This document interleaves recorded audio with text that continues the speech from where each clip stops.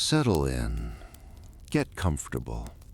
Pull your blanket a little higher if you need to. Adjust your pillow and let your breathing slow down naturally. Tonight, we're going to drift back through time, not to battlefields or throne rooms, but to something much quieter and more intimate.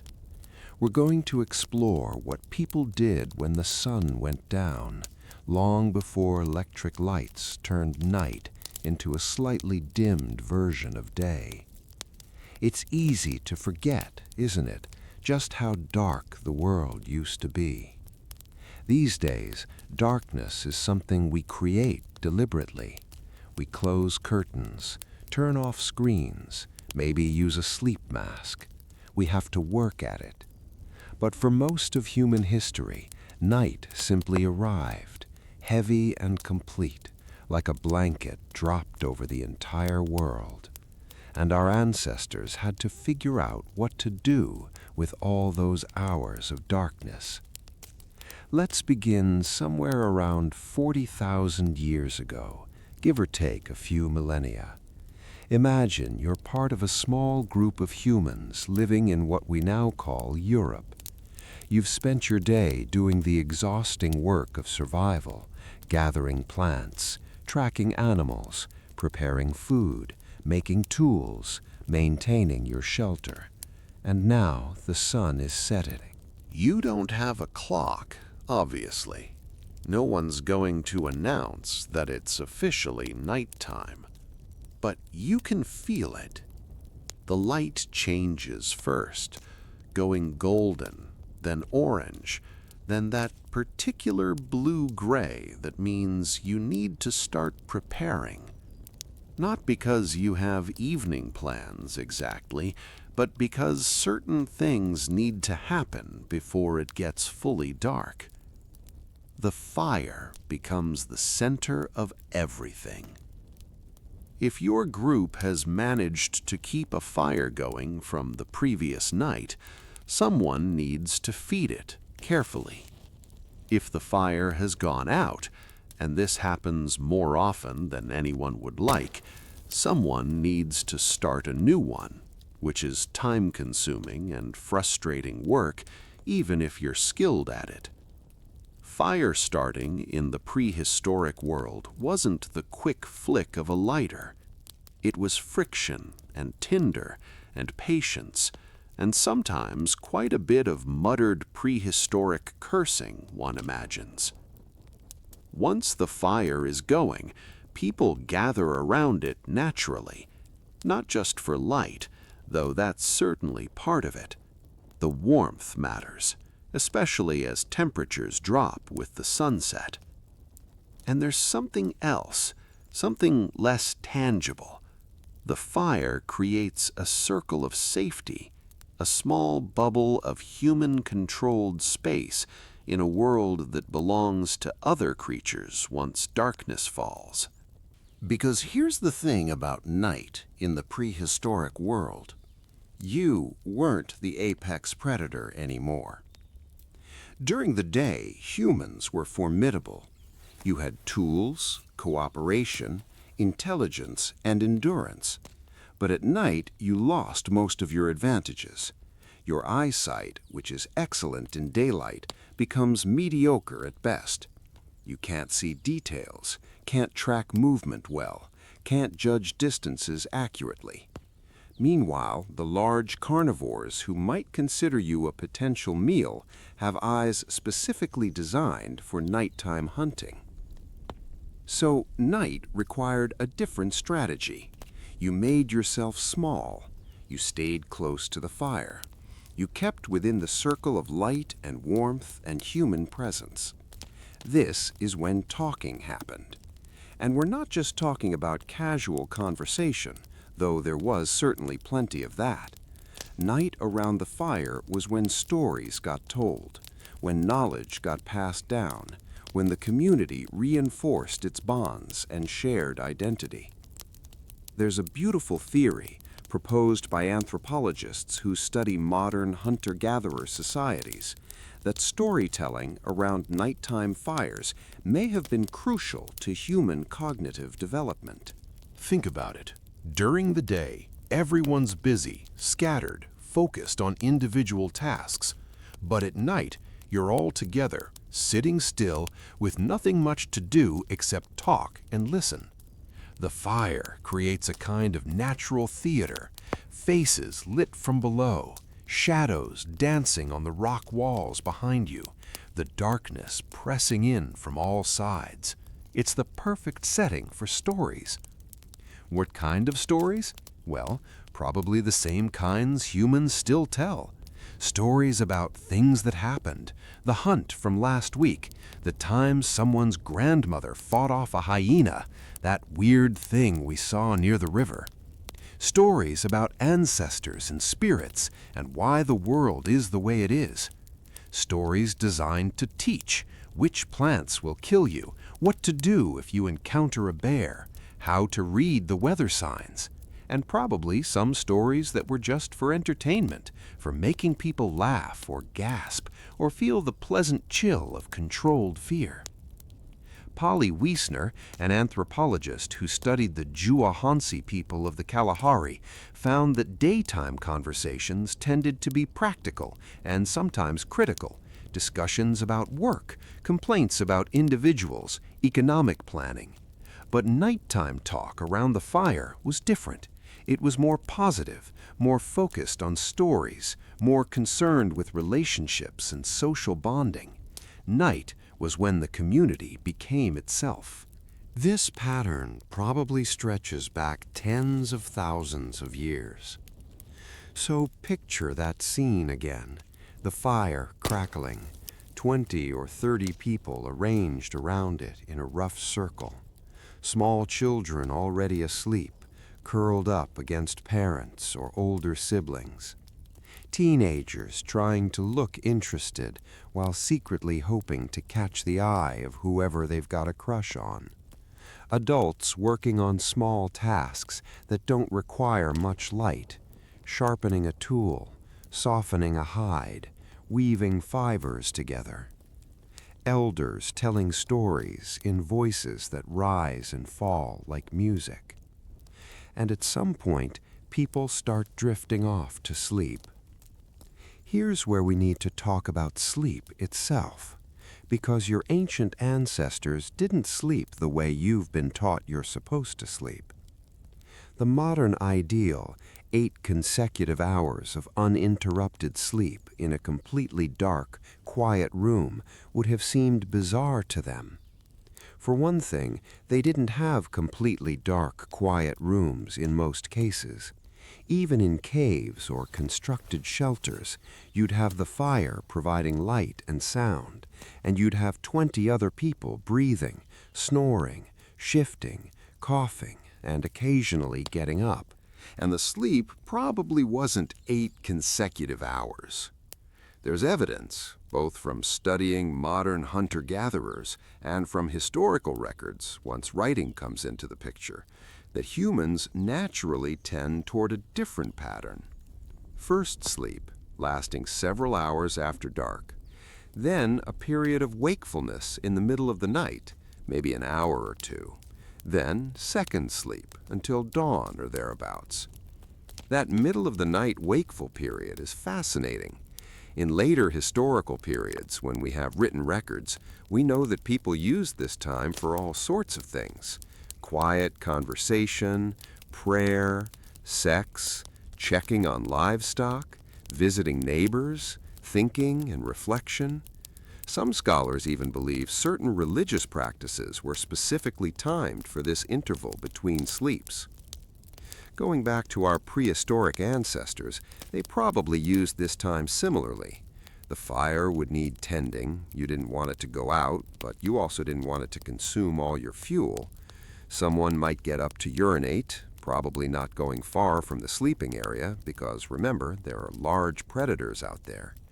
There might be quiet conversations between people who both happen to be awake.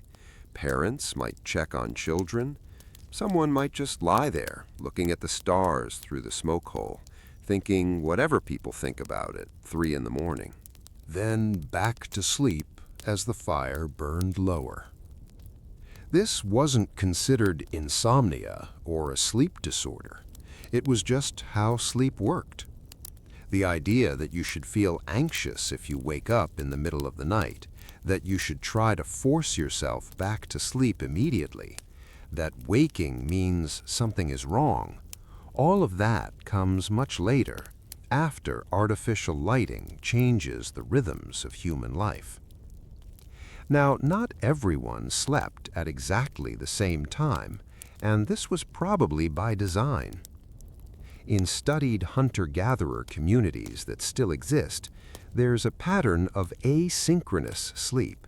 Different people have slightly different sleep schedules, which means that at any given point during the night, someone is likely to be awake or sleeping lightly enough to be roused.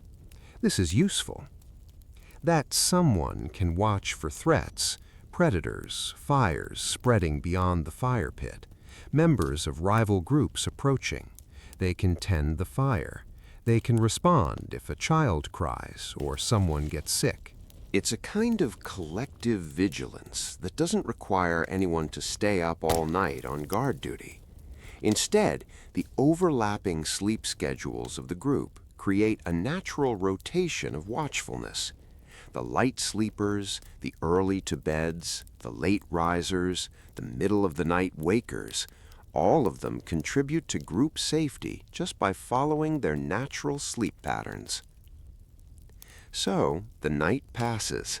The fire burns down to coals, gets fed again, burns down again. People sleep and wake and sleep again.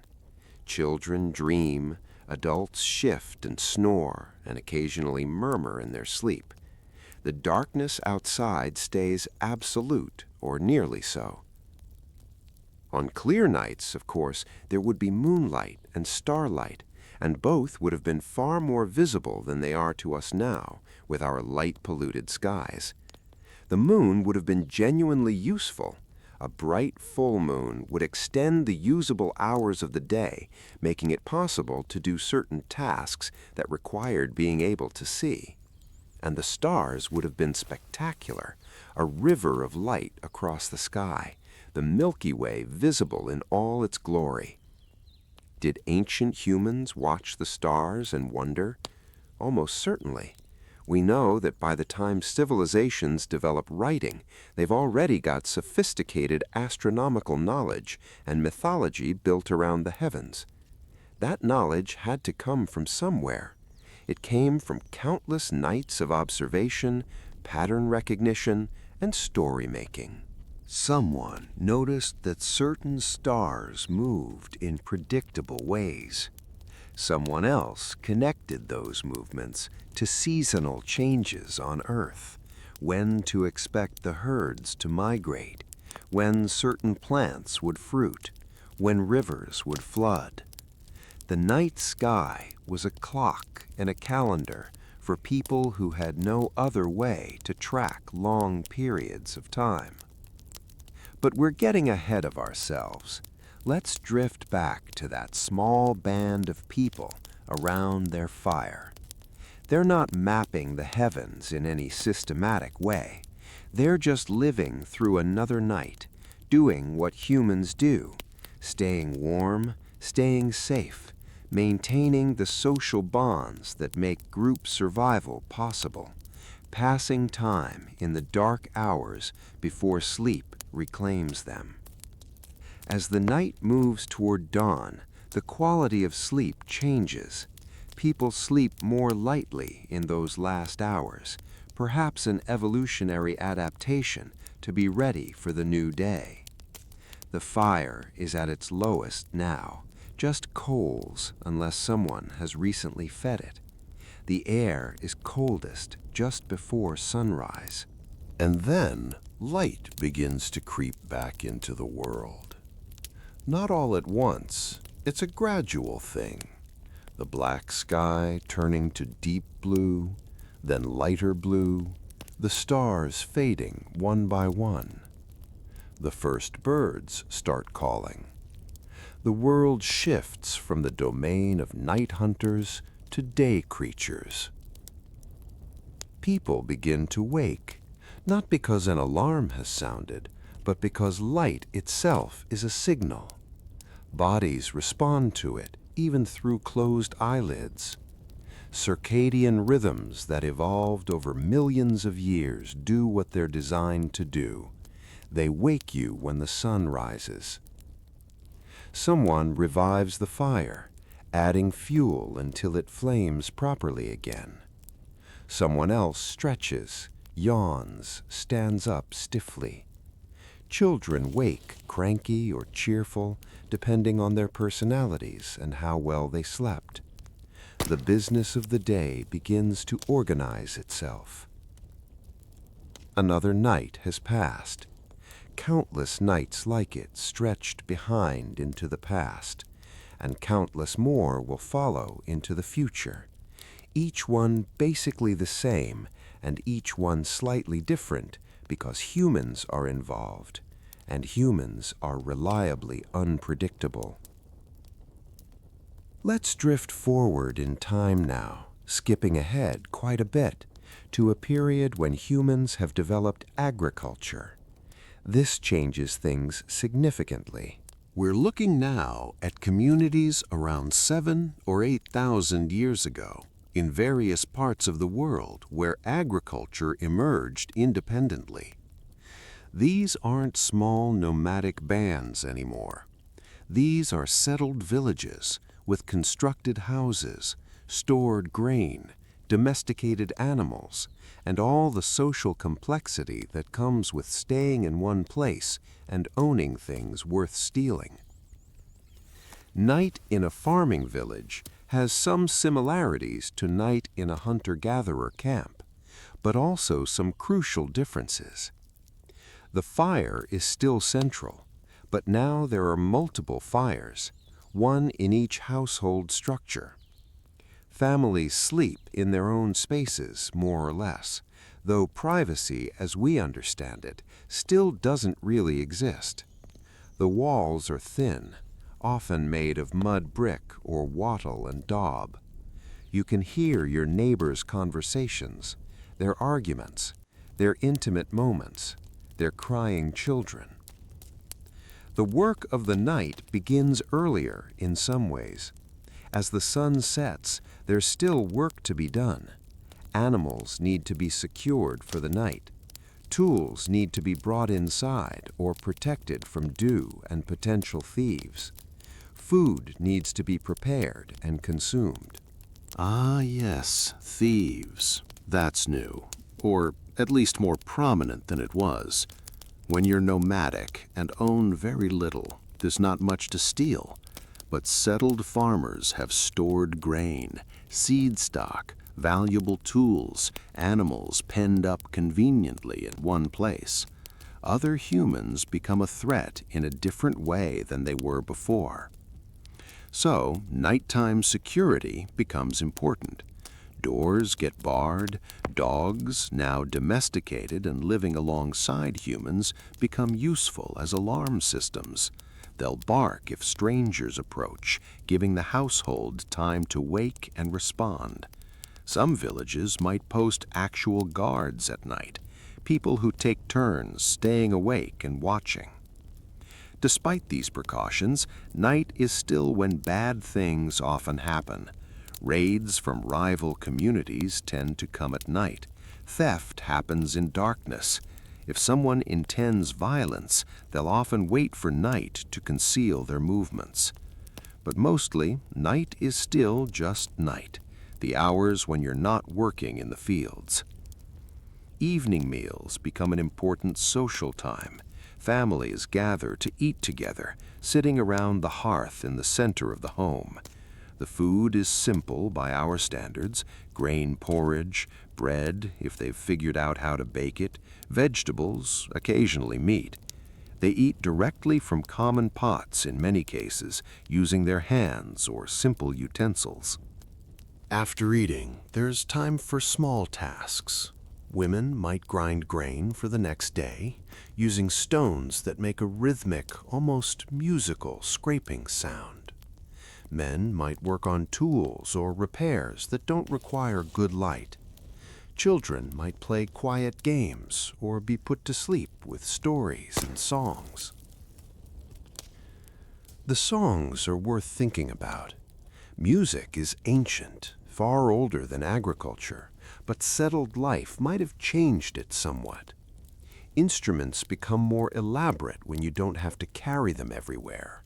Drums, flutes, stringed instruments start to appear in the archaeological record.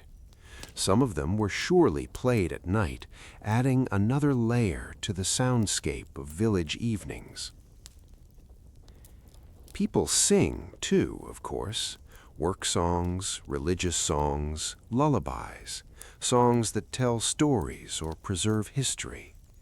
The human voice in song is portable and free and requires no technology. It's been with us from the beginning, and it's especially suited for night. Sound carries well in still air, and there's something about darkness that makes people want to create music. Let's drift over to a specific place and time. Ancient Egypt, around 3,000 years ago. Night along the Nile. If you're a farmer, and most people are, your night routine is shaped entirely by your work schedule, which is in turn shaped by the river's flooding cycle and the brutal heat of the Egyptian sun. During harvest season, you've been working from first light until you literally couldn't see anymore, trying to get the crops in before they spoil or before the next flood comes. So when night arrives, you're exhausted. You eat quickly, probably bread and beer and onions, maybe some fish if you're lucky. The beer is thick and nutritious, more food than beverage. You drink it from pottery vessels, sitting on the floor of your mud brick house, too tired to talk much. The children are asleep already, curled up on reed mats. Your wife is nodding off even as she eats. You'll join them soon, lying down on your own mat, maybe with a wooden headrest for a pillow. Uncomfortable by modern standards, but better than the dirt floor. But if you're wealthy, night is different. You're not exhausted from physical labor. You've spent the day overseeing others, perhaps conducting business, maybe attending to administrative duties, if you're in the government or the priesthood. You've bathed and perfumed yourself. You're wearing clean linen, the good stuff, light and almost transparent. Your night might include entertainment, musicians and dancers performing in the courtyard of your home, acrobats maybe, certainly wine, probably quite a lot of it. Ancient Egyptian parties could get fairly rowdy based on the artwork that survives. There are paintings showing guests being sick from too much wine, being helped home by servants, generally enjoying themselves in very human ways. There might be games. Senet was popular, a board game with religious significance. People played it seriously, gambling on the outcomes, spending hours moving their pieces according to the throw of sticks or bones that served as dice. And sex, naturally. Night is when that happens, with slightly more privacy than during the day. The wealthy might have separate rooms for sleeping, for bathing, for entertaining. The poor may do with corners and darkness, and hoping the children stayed asleep. But even the wealthy couldn't escape certain realities of night in the ancient world. It was dark, really dark. Oil lamps helped, but they provided far less light than you might imagine. A small flickering flame that lit a tiny area and left everything else in shadow. They required constant tending, refilling with oil, trimming of wicks. They smoked and smelled and created fire hazards. So even in a palace, even with servants and oil lamps and torches, night meant restrictions. Detailed work became difficult or impossible. Reading, for the tiny percentage who could read, strained the eyes. Moving around required care to avoid tripping or walking into things. Night was when you slept, primarily. Everything else was just filling the hours until sleep claimed you. Let's shift locations again, drifting eastward to ancient Mesopotamia, to the cities of Sumer and Akkad and Babylon. Here we find something new, true cities with thousands of people living in close proximity. Cities change the nature of night in important ways.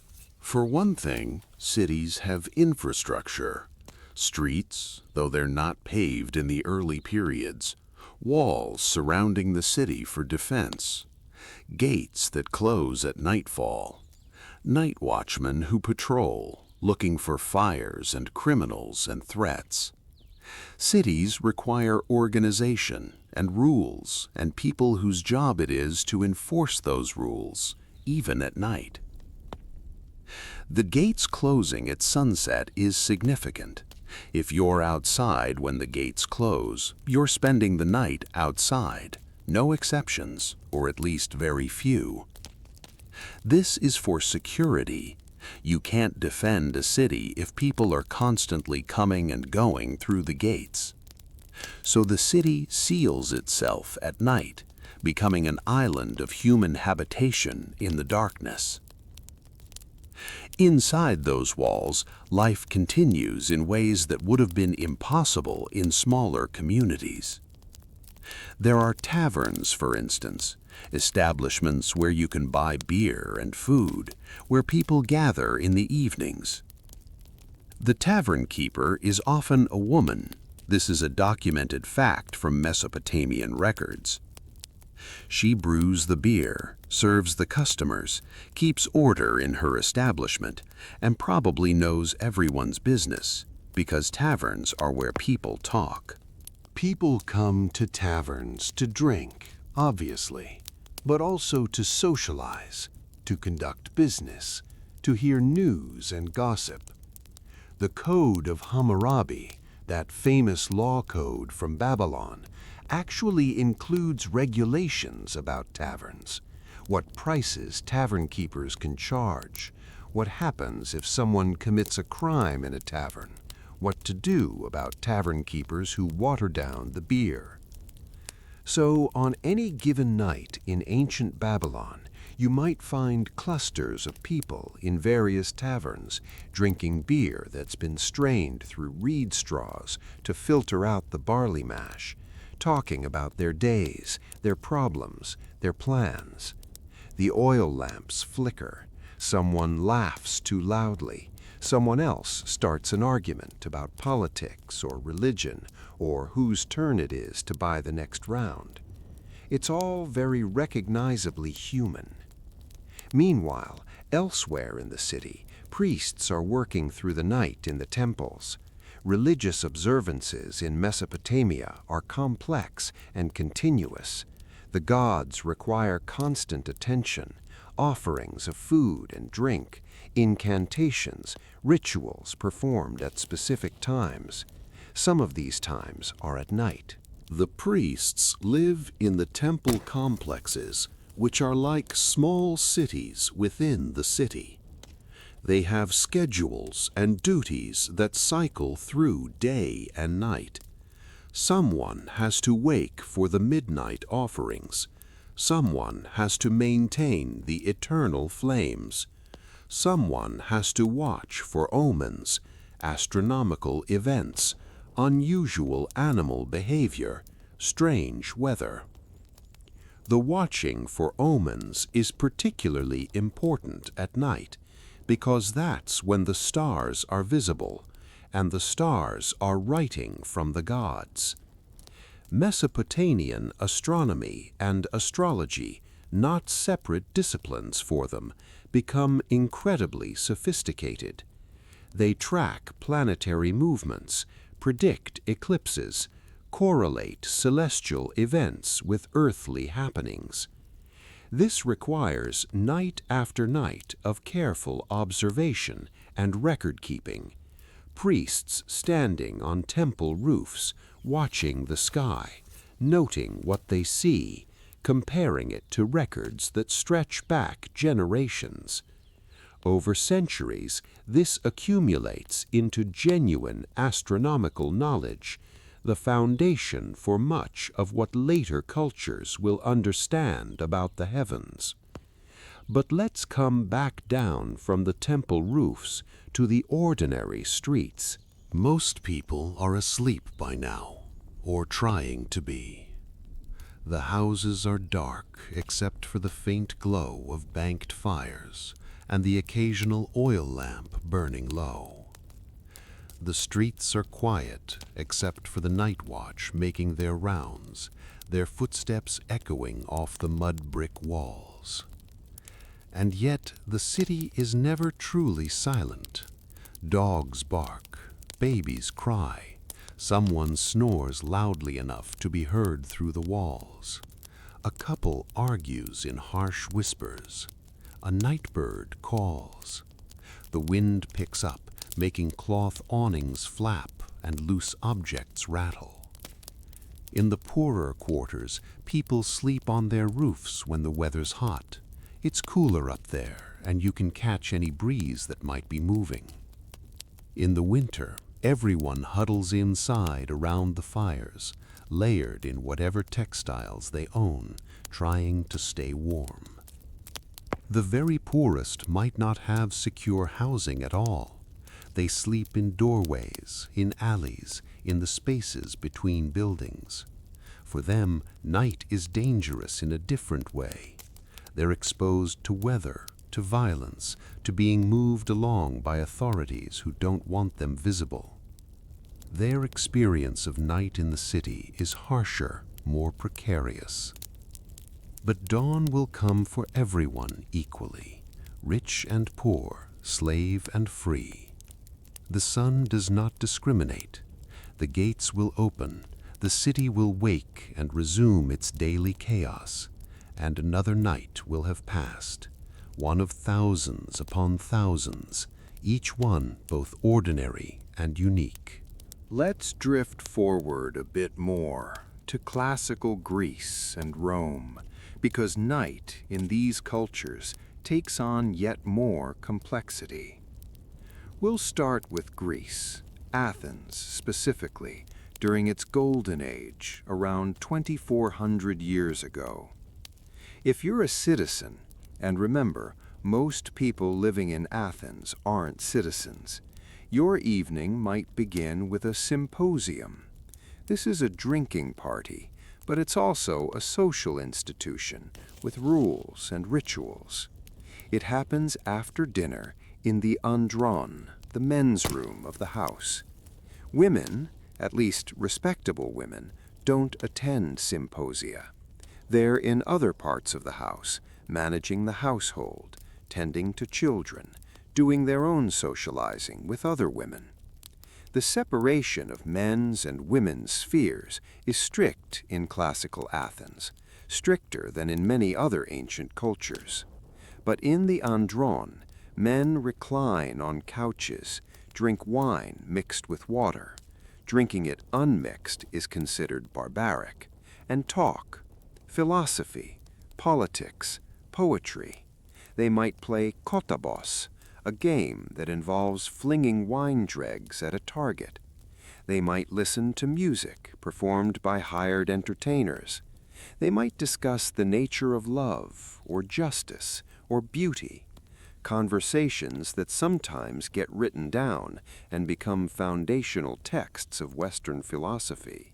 As the night goes on and the wine flows, things might get less philosophical and more physical, more music, more singing, perhaps moving from the house out into the streets in a drunken procession called a komus.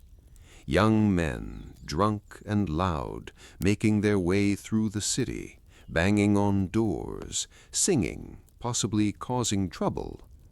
This is tolerated to a point, because these are citizens, and citizens have privileges. But there are limits. Cause too much damage, disturb the wrong people, and you might face legal consequences in the morning. Meanwhile, the actual governance of the night, security, fire watch, dealing with crimes and emergencies, falls to slaves and lower status individuals who don't have the luxury of spending their nights drinking and philosophizing. Athens has street lighting of a sort, but it's minimal. Torches at important locations, oil lamps in the windows of those who can afford to burn oil all night. Mostly, though, the streets are dark, and navigating them at night requires care, and usually a slave carrying a torch to light your way. Rome takes the infrastructure of night farther than any ancient civilization before it. By the height of the Roman Empire, around 2,000 years ago, Rome is a city of 1 million people. 1 million. That's staggering for the ancient world.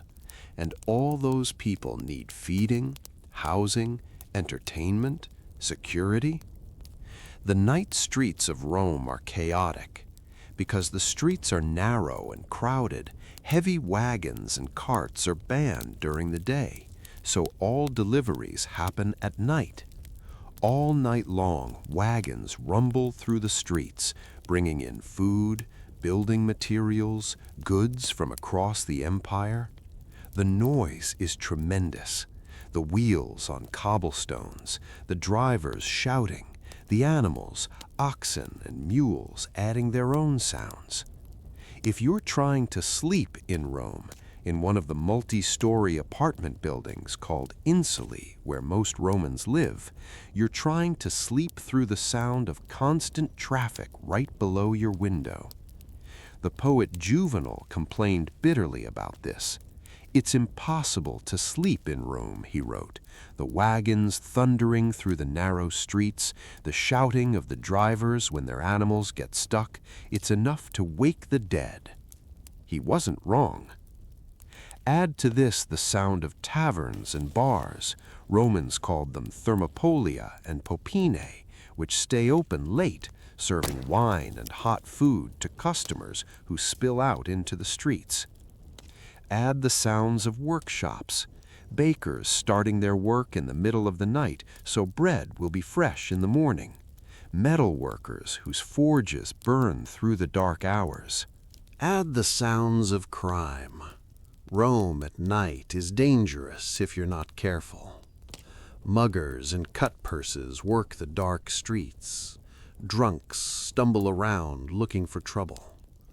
The authorities try to maintain order, but a city this size is difficult to police even during the day. If you're wealthy, you don't walk through Rome at night. You're carried in a litter by slaves, with other slaves walking alongside carrying torches and weapons to protect you. The litter shields you from the chaos around you, creates a bubble of safety and comfort. If you're not wealthy, you take your chances. You stay alert. You avoid dark alleyways.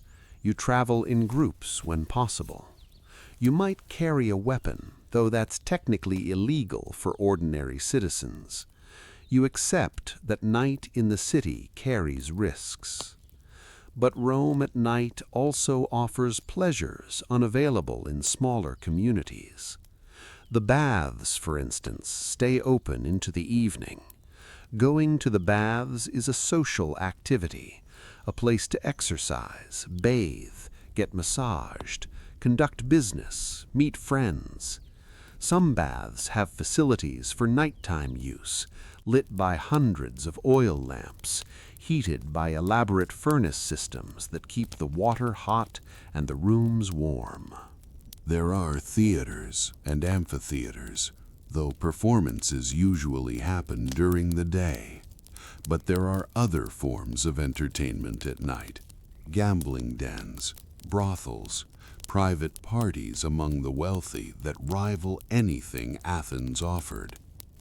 The very rich have homes, not apartments, but actual houses, domus, with multiple rooms, courtyards, gardens, slave quarters. Their night entertainment might happen at home, elaborate dinners that stretch for hours, entertainment brought in for their pleasure. The poet Martial describes these dinners, the course after course of exotic food, the wine, the entertainment, the conversation, the status displays.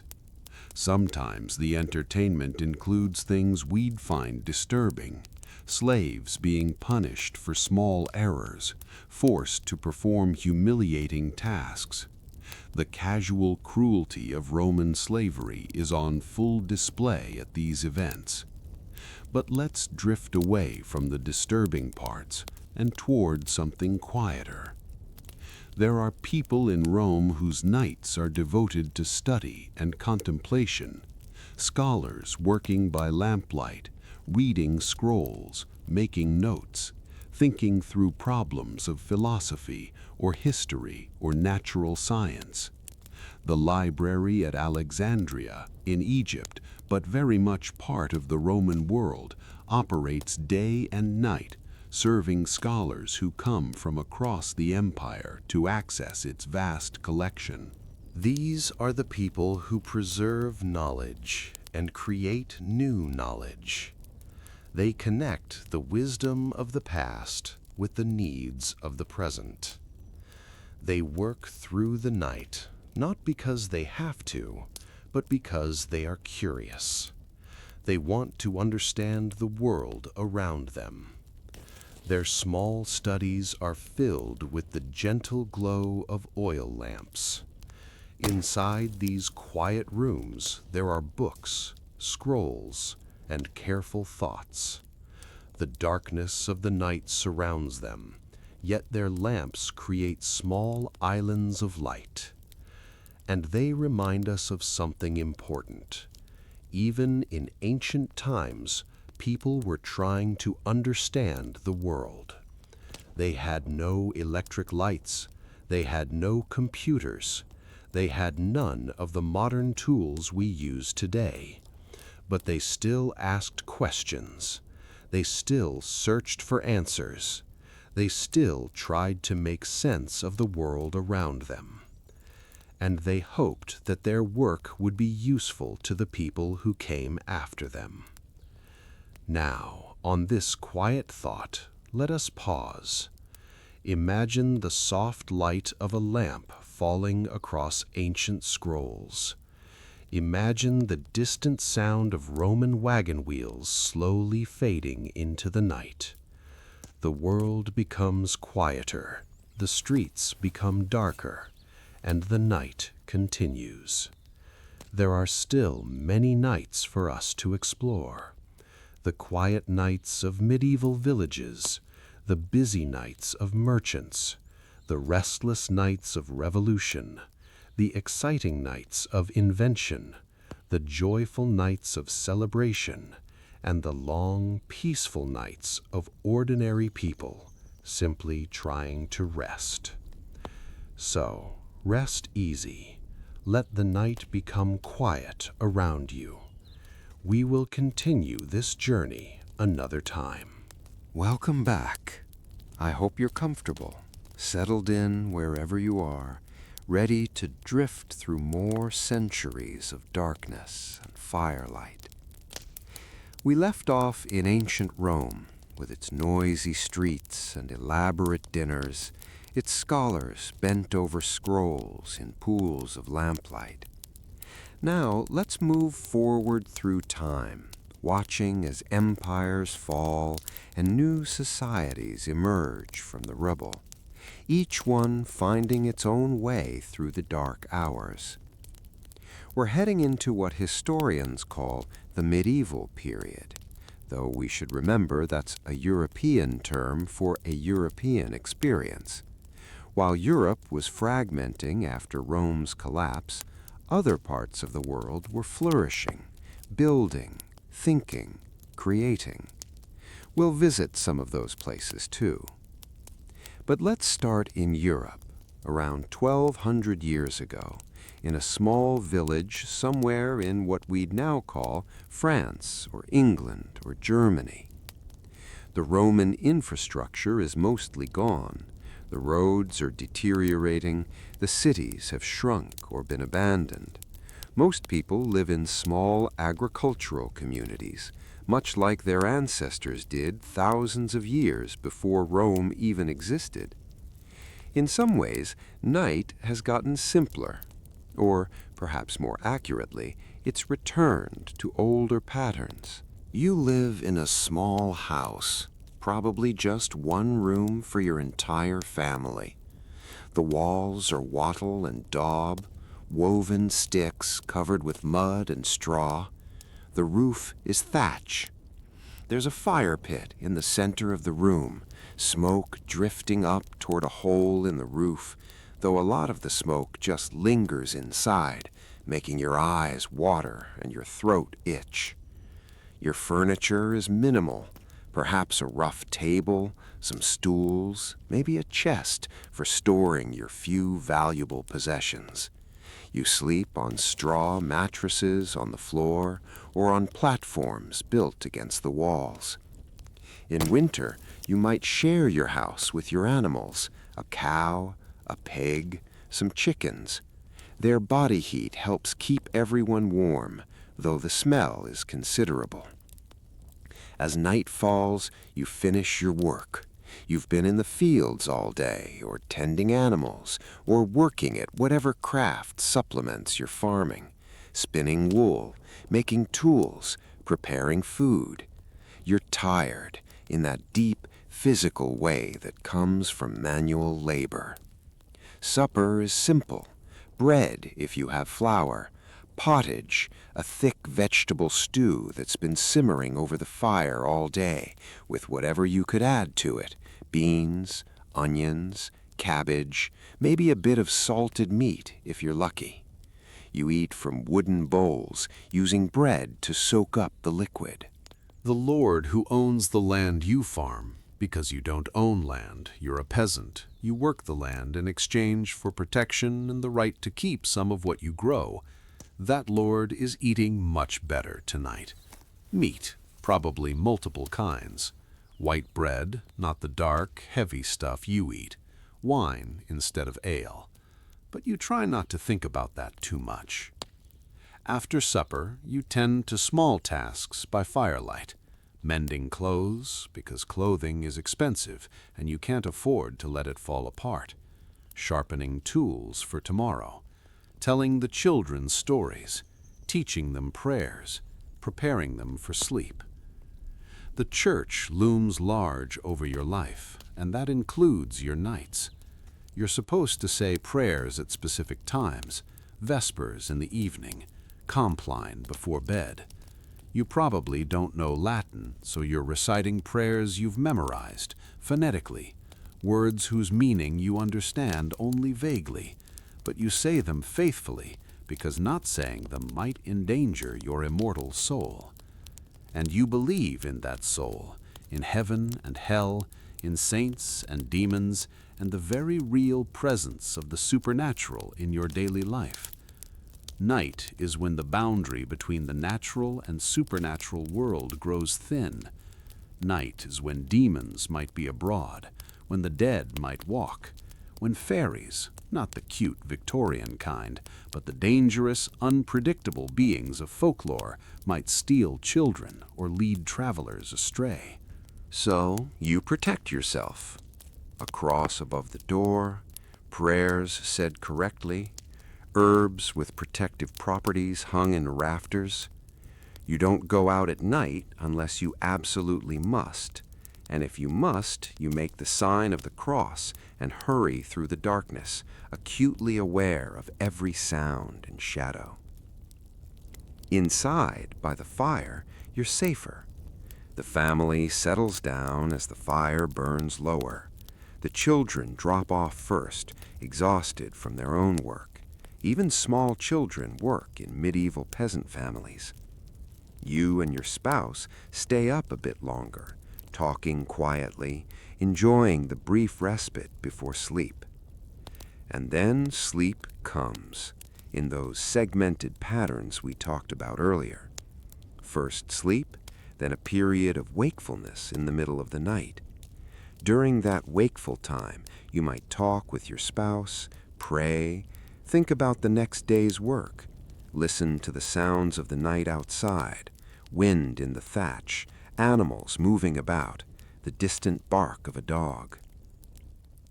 Medieval people seem to value this quiet time between sleeps. There are references in literature and historical documents to it being a contemplative time, even a sacred time. Some religious writers suggested it was ideal for prayer and meditation when the world was quiet and distractions were minimal. Then second sleep until dawn or thereabouts. And another day begins, much like the one before it, in a life where change happens slowly, if at all. But let's shift now to a different kind of medieval night. Let's drift over to a monastery. Monastic life is organized around prayer, and prayer in Christian monasticism happens at fixed intervals around the clock.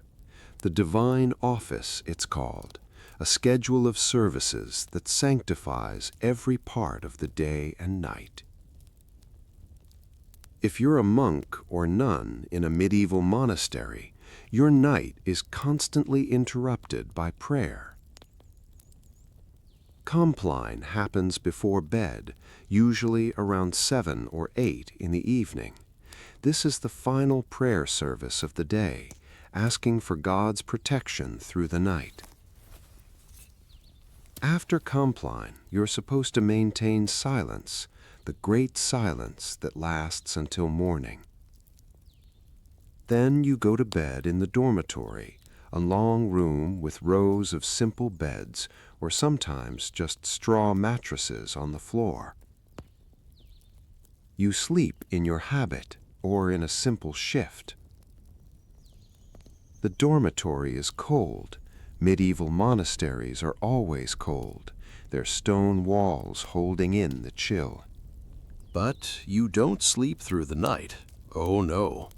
At midnight, or in the small hours of the morning, a bell rings. This is the call to matins and lauds, the night office. You drag yourself from whatever warm cocoon you've managed to create and make your way to the church. The church is even colder than the dormitory. It's dark except for a few candles. Your breath makes clouds in the air. You can barely see the other monks or nuns filing into their places in the choir stalls. And then you sing, psalms mostly, hymns, prayers. The service can last an hour or more, depending on the season and the particular rules of your order. Your voice joins with dozens of others, creating that distinctive sound of plain chant, melodies that seem to float in the cold air. There's something both beautiful and brutal about this. Beautiful because the music is genuinely moving, because there's something profound about gathering in the middle of the night to sing praises. Brutal because you're cold and tired and you'd really rather be asleep. The monastic chroniclers are quite honest about this. They write about monks falling asleep during the night office, about struggling to stay awake, about the temptation to skip services and stay in bed. It's framed as spiritual warfare, the devil trying to keep them from their prayers, but it's also just human exhaustion. After matins and lauds, you're supposed to go back to bed for a few more hours. Prime, the first day service, comes at dawn, but some monks stay up in the scriptorium, using the quiet night hours for study and copying manuscripts. Ah, the scriptorium. Let's linger there for a moment. This is where books get made in the medieval world. monks painstakingly copying texts by hand, letter by letter, page by page. It's incredibly slow work. A large book might take a single scribe a year or more to copy. Working at night by candlelight is hard on the eyes and forbidden in many monasteries because it's also a fire risk. One candle knocked over in a room full of parchment, and you lose not just the scriptorium, but possibly the whole monastery. But some copying happens in the early morning hours, just as dawn is breaking, when there's enough natural light to see by, but the rest of the community is still at prayer. The margins of medieval manuscripts sometimes contain complaints from the scribes. It is very cold. The parchment is hairy. This is tedious. Let the scribe have a drink. These little notes of very human frustration survived centuries, hidden in the margins of religious texts, waiting for modern scholars to discover and smile at.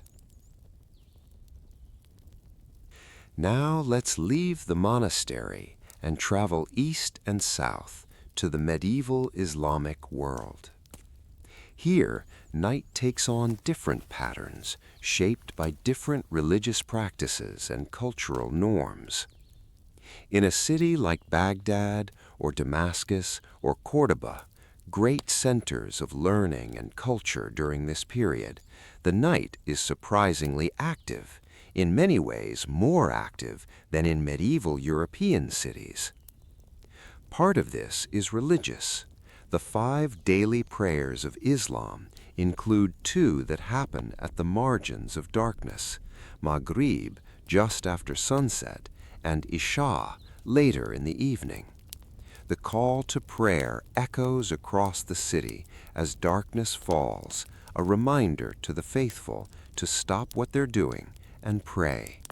But there's also a cultural acceptance of nighttime activity that's less common in medieval Europe. Markets stay open into the evening. Coffee houses, an institution that will eventually spread to the rest of the world, provide places for men to gather, drink coffee, talk, play games. The coffee itself is important. It helps people stay awake, makes nighttime socializing and studying easier. Scholars in the medieval Islamic world are preserving and expanding on the knowledge of the ancient world. They're translating Greek texts, adding their own observations and innovations in mathematics, astronomy, medicine, philosophy. Much of this scholarly work happens at night in libraries and private studies by the light of oil lamps. The House of Wisdom in Baghdad, at its height around 1100 years ago, is a center for this work. Scholars from different cultures and religions work there, translating, studying, debating. Some of them work through the night, driven by the excitement of discovery and intellectual exchange. There's a beautiful story, possibly apocryphal, but beautiful nonetheless, about the mathematician and astronomer al-Biruni. On the night he died, he called a scholar friend to his bedside. The friend assumed al-Biruni wanted to discuss spiritual matters, last words, preparation for death. Instead, al-Biruni had a question about inheritance law that had been puzzling him. They discussed the mathematical problem, the friend left, al-Biruni died shortly after, having satisfied his curiosity on one final point. Whether or not that specific story is true, it captures something about the intellectual culture of the medieval Islamic world. Knowledge pursued for its own sake, curiosity that doesn't stop even at the threshold of death. But scholarly pursuits are for the few. Most people, here as everywhere, spend their nights in simpler ways. In the markets and residential districts, families gather for evening meals. The food is different from European peasant fare. rice and flatbreads, stews spiced with cumin and coriander, dates and figs, lamb when it's available. The flavors and ingredients vary by region, but the pattern is similar to human communities everywhere. Food shared, family time, the day winding down. As the evening progresses, men might go to the coffee house or the public bath. Hammams often stay open into the evening, providing not just bathing, but social space. Women socialize in their own spaces, in homes and courtyards, networks of family and neighbors. The physical structure of houses in the medieval Islamic world often include central courtyards, open to the sky. On warm nights, families might sleep in these courtyards, enjoying the open air, the slight breeze, the view of the stars. It's cooler than sleeping indoors and more pleasant. There are rules about nighttime behavior, of course. Restrictions on noise that might disturb neighbors. Expectations about when music can be played, when work should cease. These rules are enforced by local officials and by community pressure. You don't want to be known as the person who disturbs everyone's sleep. Let's drift further east now, to China, during the Tang or Song dynasties, roughly the same time period we've been exploring. Chinese cities during these dynasties are the largest in the world. Chang'an, the Tang capital, has perhaps 1 million people at its height. Hangzhou, the Song capital, is similarly vast. Managing night in cities this size requires organization and infrastructure. The cities are divided into wards, districts surrounded by walls with gates that close at night. When the evening drum sounds, and it's literally a drum, a massive one, struck to mark the time, people are supposed to be in their own wards. The gates close. Travel between wards is restricted. There's a curfew enforced by night watchmen who patrol the streets. If they catch you out after curfew without good reason, you'll face punishment, fines, beating, other penalties depending on the circumstances and your social status. This makes Chinese medieval cities quieter at night than their Roman predecessors. The streets empty after the curfew drum. The city segments itself into smaller units, each ward becoming its own separate space for the night. But within the wards, within homes and courtyards, life continues. Wealthy families host gatherings. Poetry competitions are particularly popular among the educated class. Participants drink wine, compose poems on assigned themes, critique each other's work. The best poems get preserved, copied, anthologized. Some of them survive to the present day, giving us glimpses of these refined evening entertainments. There are also more raucous entertainments, drinking games, gambling, music, and dance performances. The Chinese literary tradition includes plenty of poems about getting drunk with friends, about the pleasures and regrets of nighttime revelry. For ordinary people, night is quieter. Work ends with the fading light, though some work continues, candle making and other tasks that can be done by lamplight. Families eat their evening rice, tend to domestic tasks, and prepare for sleep. Sleep happens on kangs in the north, heated platforms that provide warmth through the cold nights. In the south, where it's warmer, people sleep on simpler beds or mats. Mosquito netting is important in summer, protection against insects that breed in the rice paddies and swarm at night. There are ghost stories, of course. Every culture has ghost stories, and nighttime is when they get told. Chinese ghost stories often feature fox spirits, hungry ghosts, scholars who encounter supernatural beings and must use their wits to escape. These stories serve the same functions they serve everywhere: entertainment, moral instruction, the safe thrill of controlled fear. And there are festivals where the normal nighttime rules are suspended. The Lantern Festival, marking the end of New Year celebrations, involves staying up through the night, lighting lanterns, solving riddles, enjoying performances and food in the streets. For one night, the curfew is lifted. The city comes alive in darkness, transformed by thousands of flickering lights.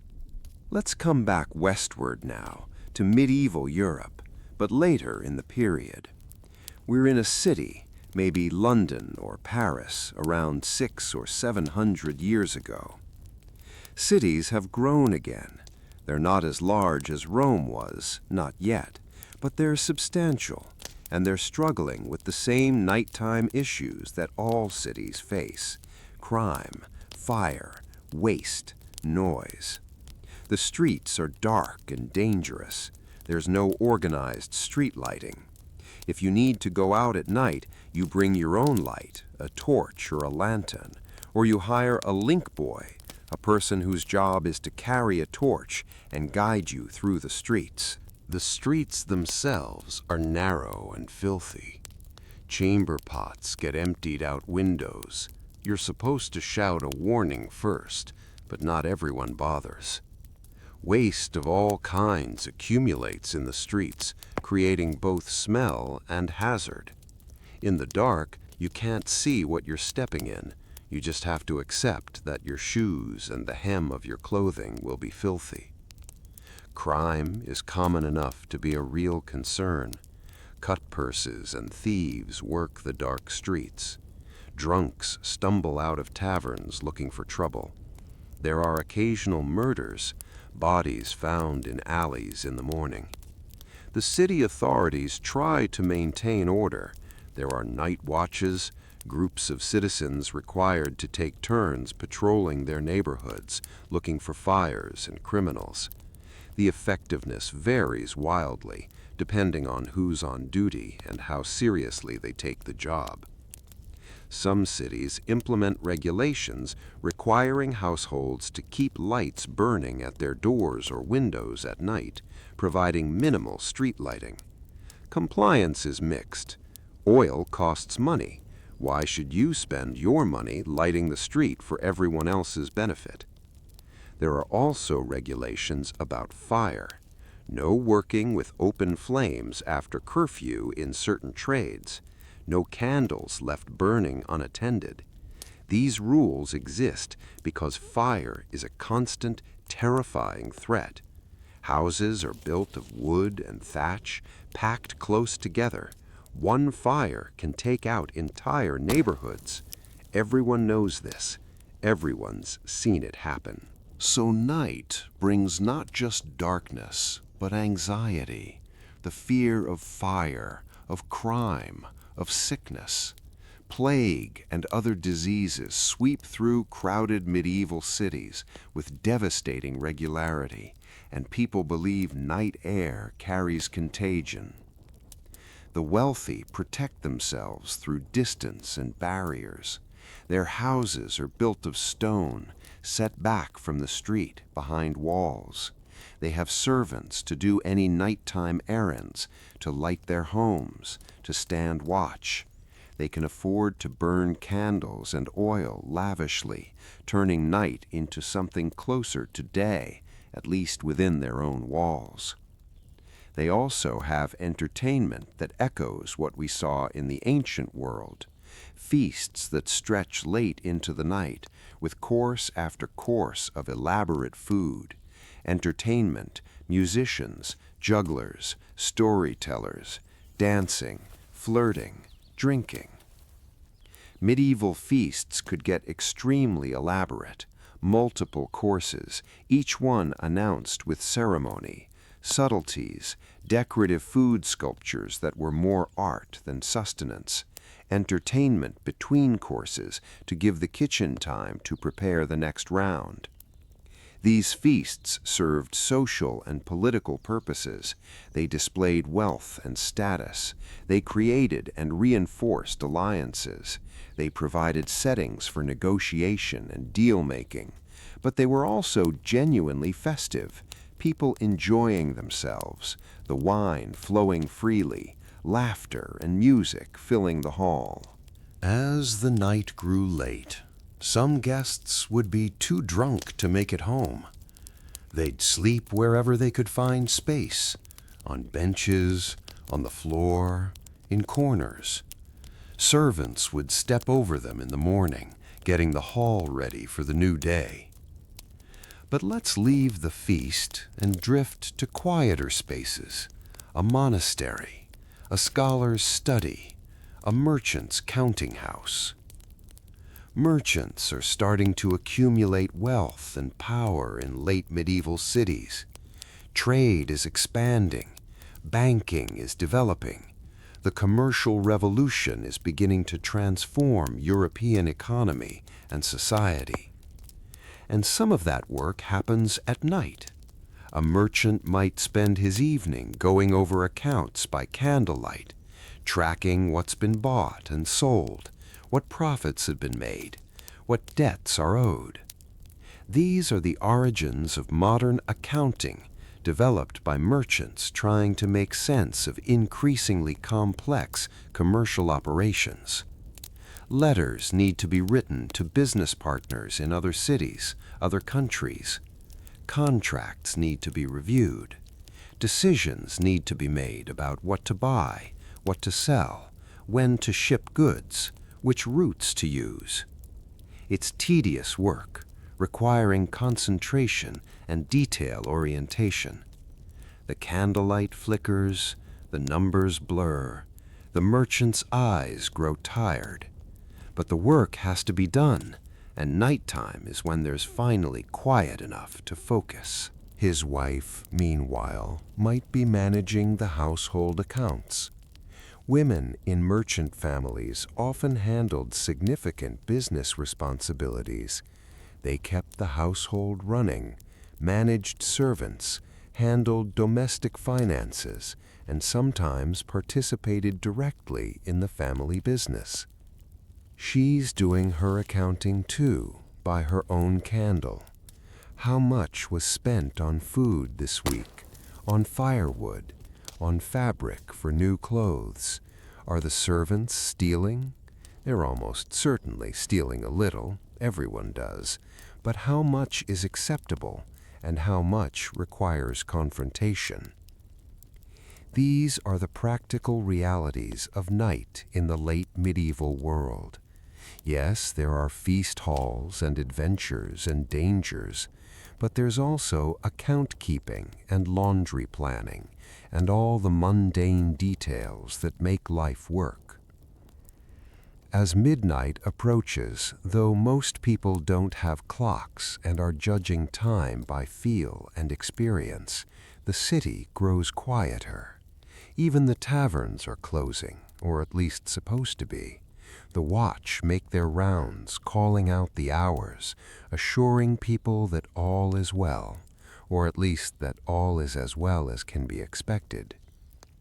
In churches, bells ring to mark the hours, the same monastic schedule we explored earlier, now broadcast to the whole city.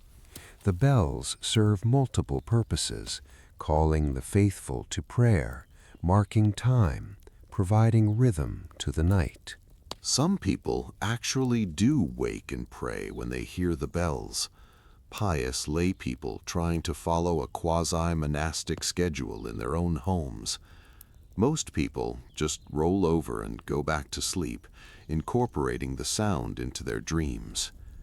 And the night continues its slow progression toward dawn. The stars wheel overhead, following the same patterns they've followed for millennia. The moon rises or doesn't, depending on its cycle. Clouds pass or don't. Weather happens, indifferent to human concerns. In the country, Far from cities, the night is darker and quieter, and in some ways simpler. Peasants sleep after their hard days of work. Animals rest in their pens and fields. The world turns as it always has. But even in the country, there are people awake. A shepherd watching his flocks. Sheep are vulnerable at night to wolves and thieves. Someone needs to stay alert. A woman in labor, with the midwife and female relatives gathered around her, helping her through the long hours of childbirth. A sick child being tended by worried parents. An old person, unable to sleep, sitting by the banked fire and remembering. Life continues through the dark hours. It always has. It's what humans do. We persist through the night, finding ways to make use of those hours, or at least to endure them until light returns. And on that thought, as we've traveled from medieval villages through monasteries and Islamic cities and Chinese wards and European urban centers, let's pause again. There's still more night to explore. The world is changing slowly at first and then faster. New technologies will transform night. New ideas will reshape how people think about darkness and time and work and rest. But for now, rest with these images. Monks singing in cold churches, merchants squinting at accounts, families sleeping together in small, smoky rooms.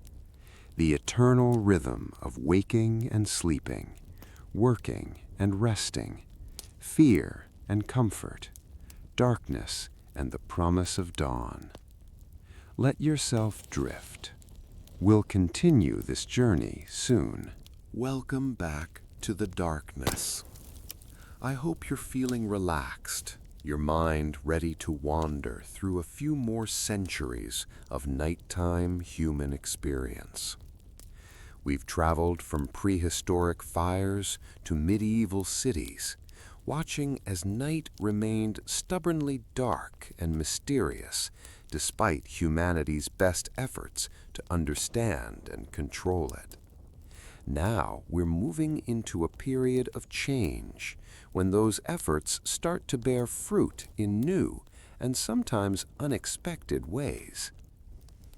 Let's begin in the 15th and 16th centuries, that period historians call the Renaissance, though, as always, we should remember that label mainly applies to certain parts of Europe. The world is much larger than Europe, and plenty of interesting things are happening at night everywhere else, too. But we'll start in Italy, in cities like Florence and Venice, because something interesting is happening with how people think about night and time and work. The workshops of Renaissance artisans and artists often extend their work into evening hours. A sculptor finishing a commission for a wealthy patron can't always stop work when the sun sets, not if the deadline is approaching. So candles and oil lamps get lit, and the work continues. Leonardo da Vinci famously had irregular sleep habits. He worked when inspiration struck, which was often at night. He'd sleep in short bursts throughout the day and night, rather than in one long stretch. This probably made him difficult to work with. Imagine being his assistant, never quite sure when you'd be needed. But it suited his particular genius. There are sketches he made by candlelight, observations of how light and shadow work, studies of human anatomy drawn during nighttime dissections. The dissections had to happen at night, partly for secrecy. The church had complicated rules about cutting open human bodies, and partly for practical reasons. Bodies decompose quickly, especially in Italian warmth. You worked when you could. Other artists kept more regular hours, but still found themselves working past sunset during busy periods. Michelangelo, painting the Sistine Chapel ceiling, worked by lamplight and candlelight when necessary, lying on his back on scaffolding, paint dripping into his eyes, probably wondering why he'd agreed to this impossible project. The quality of light mattered for this work. Candlelight is warmer than sunlight, more yellow and orange. Colors look different by candlelight. Artists had to learn to compensate, to understand how their work would look in different lighting conditions. Wealthy patrons, the people commissioning all this art, had their own nighttime routines. Evening gatherings became more elaborate and culturally important during the Renaissance. These weren't just feasts anymore, though there was still plenty of feasting, but salons, gatherings where art and ideas were discussed, displayed, and debated. Music was central to these gatherings. The Renaissance saw developments in musical notation and instrument design that made more complex music possible. Madrigals, songs for multiple voices weaving in and out of harmony, were popular entertainment at evening gatherings. People who could sing or play instruments were valued guests. There was reading, too, though books were still expensive. The printing press had been invented. Gutenberg's Bible appeared around 1450, and books were becoming more available, but they weren't cheap. A book was still a significant investment. But if you had books, evening was a pleasant time to read them. In candlelight, in a comfortable chair, perhaps with a glass of wine nearby. Reading silently to yourself, which was still a relatively new practice. For centuries, reading had been done aloud, even when alone. The shift to silent reading changed how people experienced texts, made reading more private and internal. And what were people reading? Religious texts still, but also classical literature, rediscovered and newly translated. Poetry, early novels and romances, science and philosophy. Dante, Petrarch, Boccaccio, the classics, Virgil, Ovid, Cicero. Some of this reading was morally questionable by the church standards. The church had lists of forbidden books, texts considered dangerous to faith and morals. But people read them anyway, often at night, in private, where disapproving authorities couldn't see. This hints at something important about night in this period. It's becoming a time for things that can't happen during the day. Private things, forbidden things, independent things. Let's drift northward to Amsterdam in the 17th century. Amsterdam is becoming an economic powerhouse, the center of a global trading network. Dutch ships sail to Asia, Africa, the Americas, bringing back spices, textiles, exotic goods. The wealth flowing through Amsterdam is transforming it into one of Europe's great cities. And the work of managing this trade empire doesn't stop at sunset. The Dutch East India Company, the VOC, operates around the clock when necessary. Ships arrive at all hours. They can't always time their arrival for daylight. Cargo needs to be unloaded, warehoused, inventoried. Bills of lading need to be checked. Decisions need to be made about what to do with goods. Sell them immediately, store them, ship them elsewhere. The VOC building has rooms where clerks work through the night during busy periods, processing paperwork by candlelight. It's tedious work, copying numbers and names, checking calculations, making sure everything matches. But it's crucial work. The entire commercial empire depends on accurate record keeping. Outside the VOC building, Amsterdam at night is surprisingly lively for a northern European city. There are taverns and coffee houses. Coffee is one of those exotic imports that's become popular. People gather to drink coffee, smoke tobacco from long clay pipes, discuss business and politics and gossip. The coffee houses have a reputation for free discussion, for ideas being exchanged without the usual social hierarchies applying quite so strictly. A wealthy merchant and a ship's captain and a clerk might all be having coffee at the same establishment, all participating in the same conversation. This makes authorities nervous. The Dutch Republic is relatively tolerant by the standards of the time, but there are still limits. Conversations that get too political, too critical of the wrong people, might attract unwanted attention. But mostly, the coffee houses are just places where people go to be social, to hear news, to feel connected to the wider world. And they stay open later than most establishments, catering to people whose work doesn't follow agricultural rhythms. Because that's another shift happening in this period. For most of human history, work has been tied to daylight and seasonal patterns. You plant when it's time to plant, harvest when it's time to harvest, rest when winter makes outdoor work impossible. But commercial capitalism operates on different rhythms. Ships arrive when they arrive. Markets open when prices are favorable. Business opportunities appear and disappear based on information and timing. So some people are starting to work at night, not because they must, but because that's when work needs doing. It's still a small percentage of the population. Most people are still farmers, following ancient patterns. But in commercial cities, night is starting to become, tentatively, a time for work as well as rest. Let's cross the ocean now, to the Americas, to places where European colonizers are encountering indigenous peoples with their own nighttime practices and beliefs.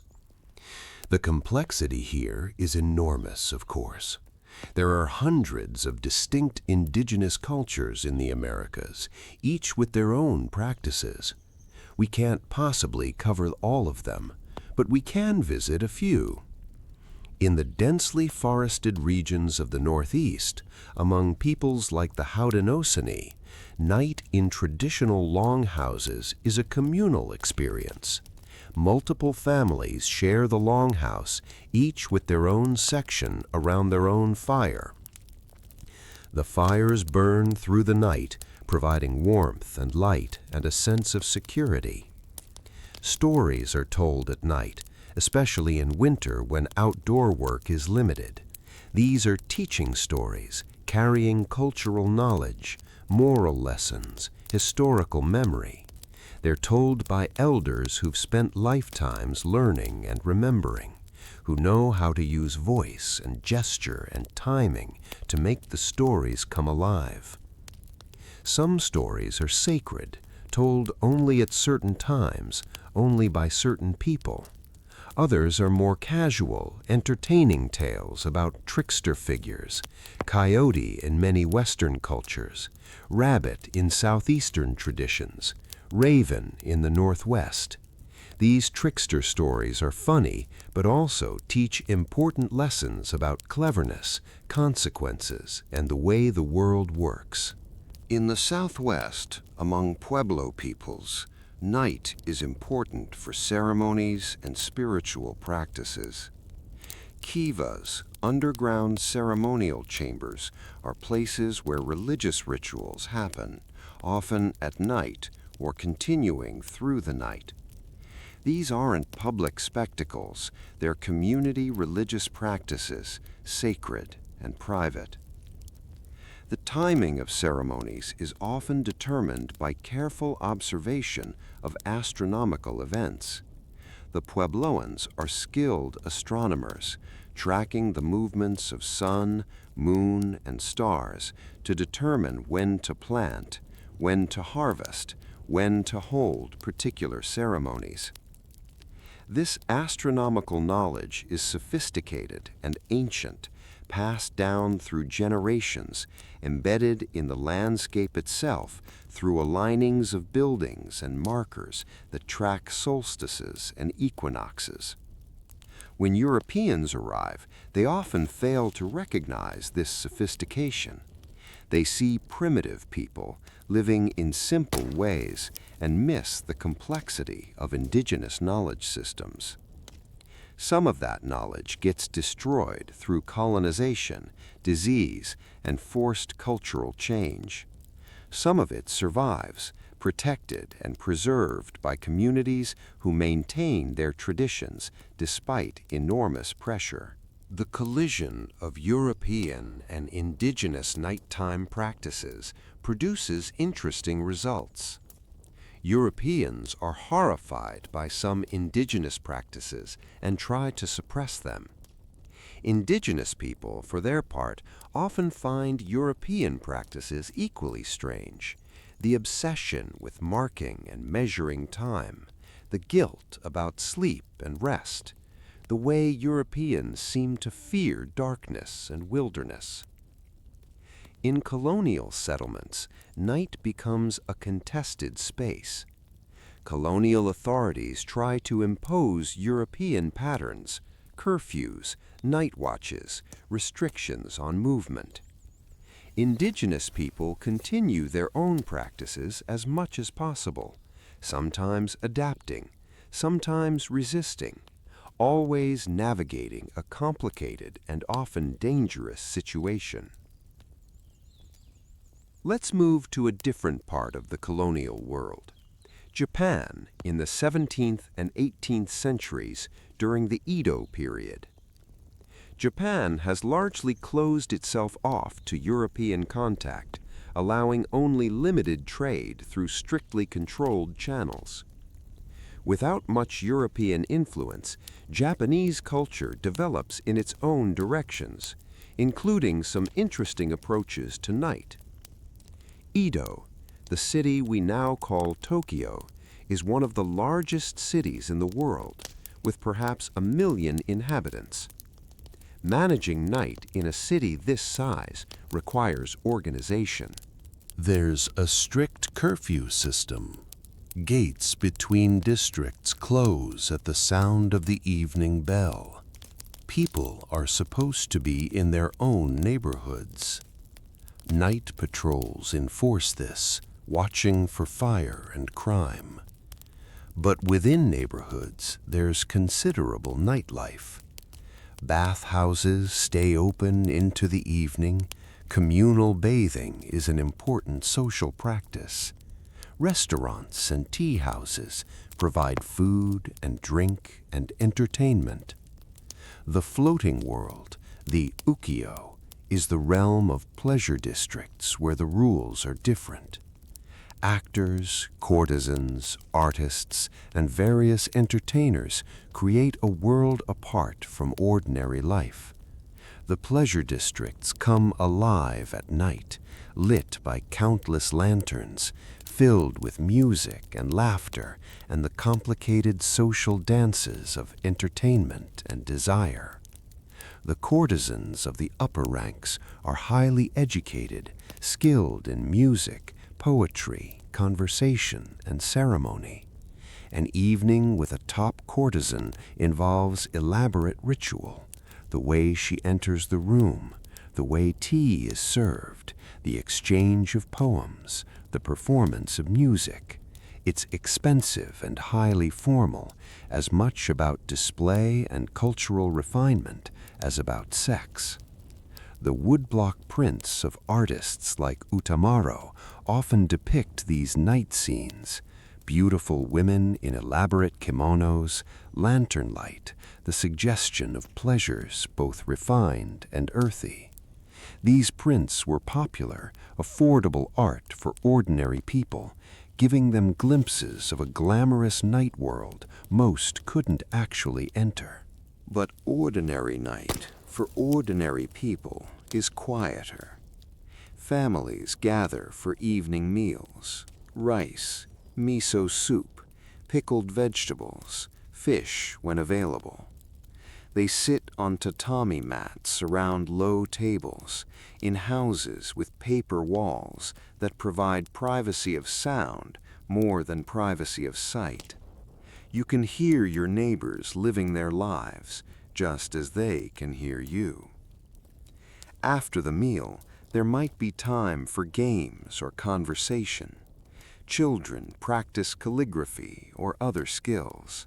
Adults work on crafts or mending.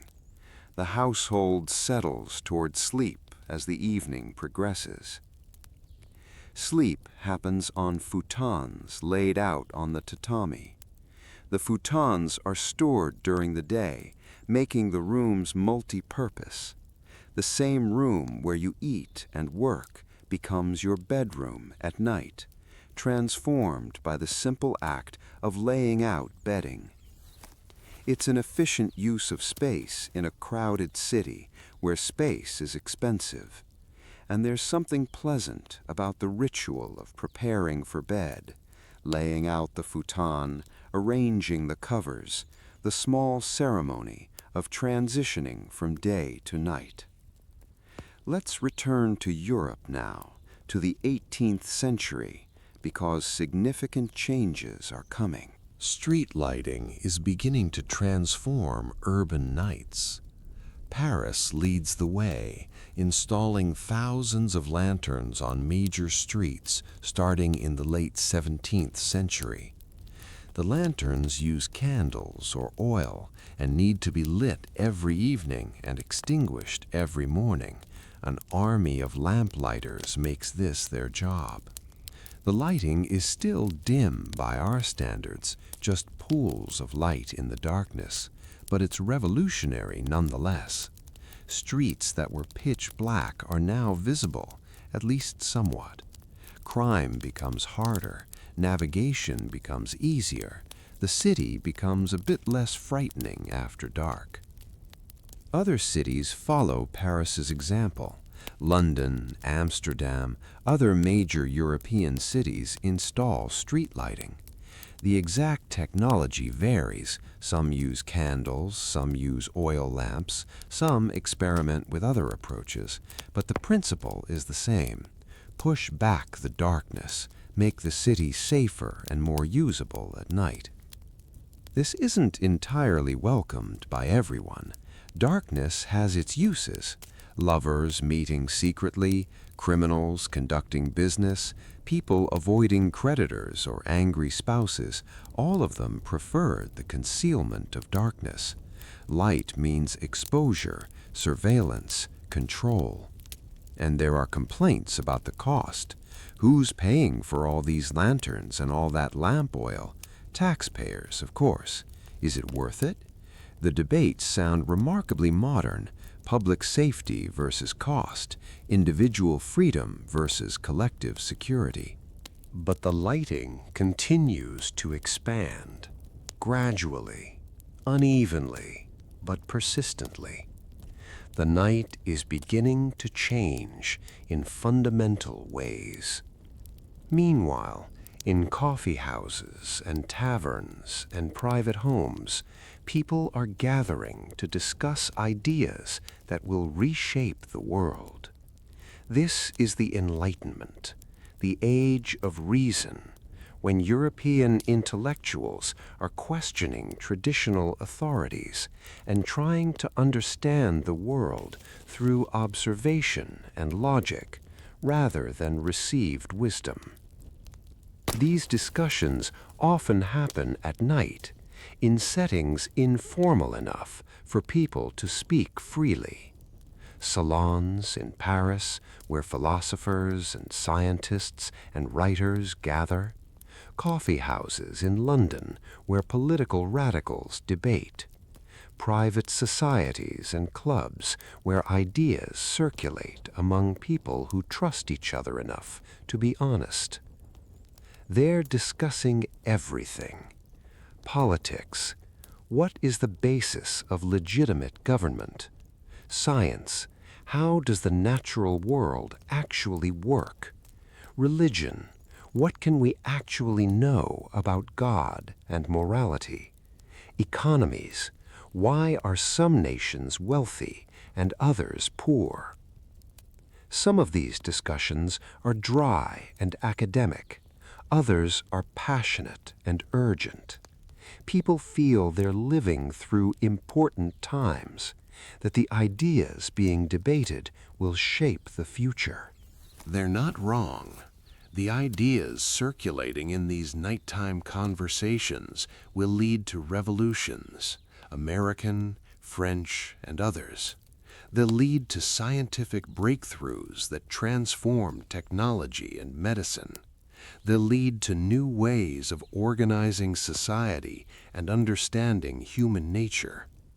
But we're getting ahead of ourselves. Let's stay with the immediate experience of these gatherings. Picture a salon in Paris.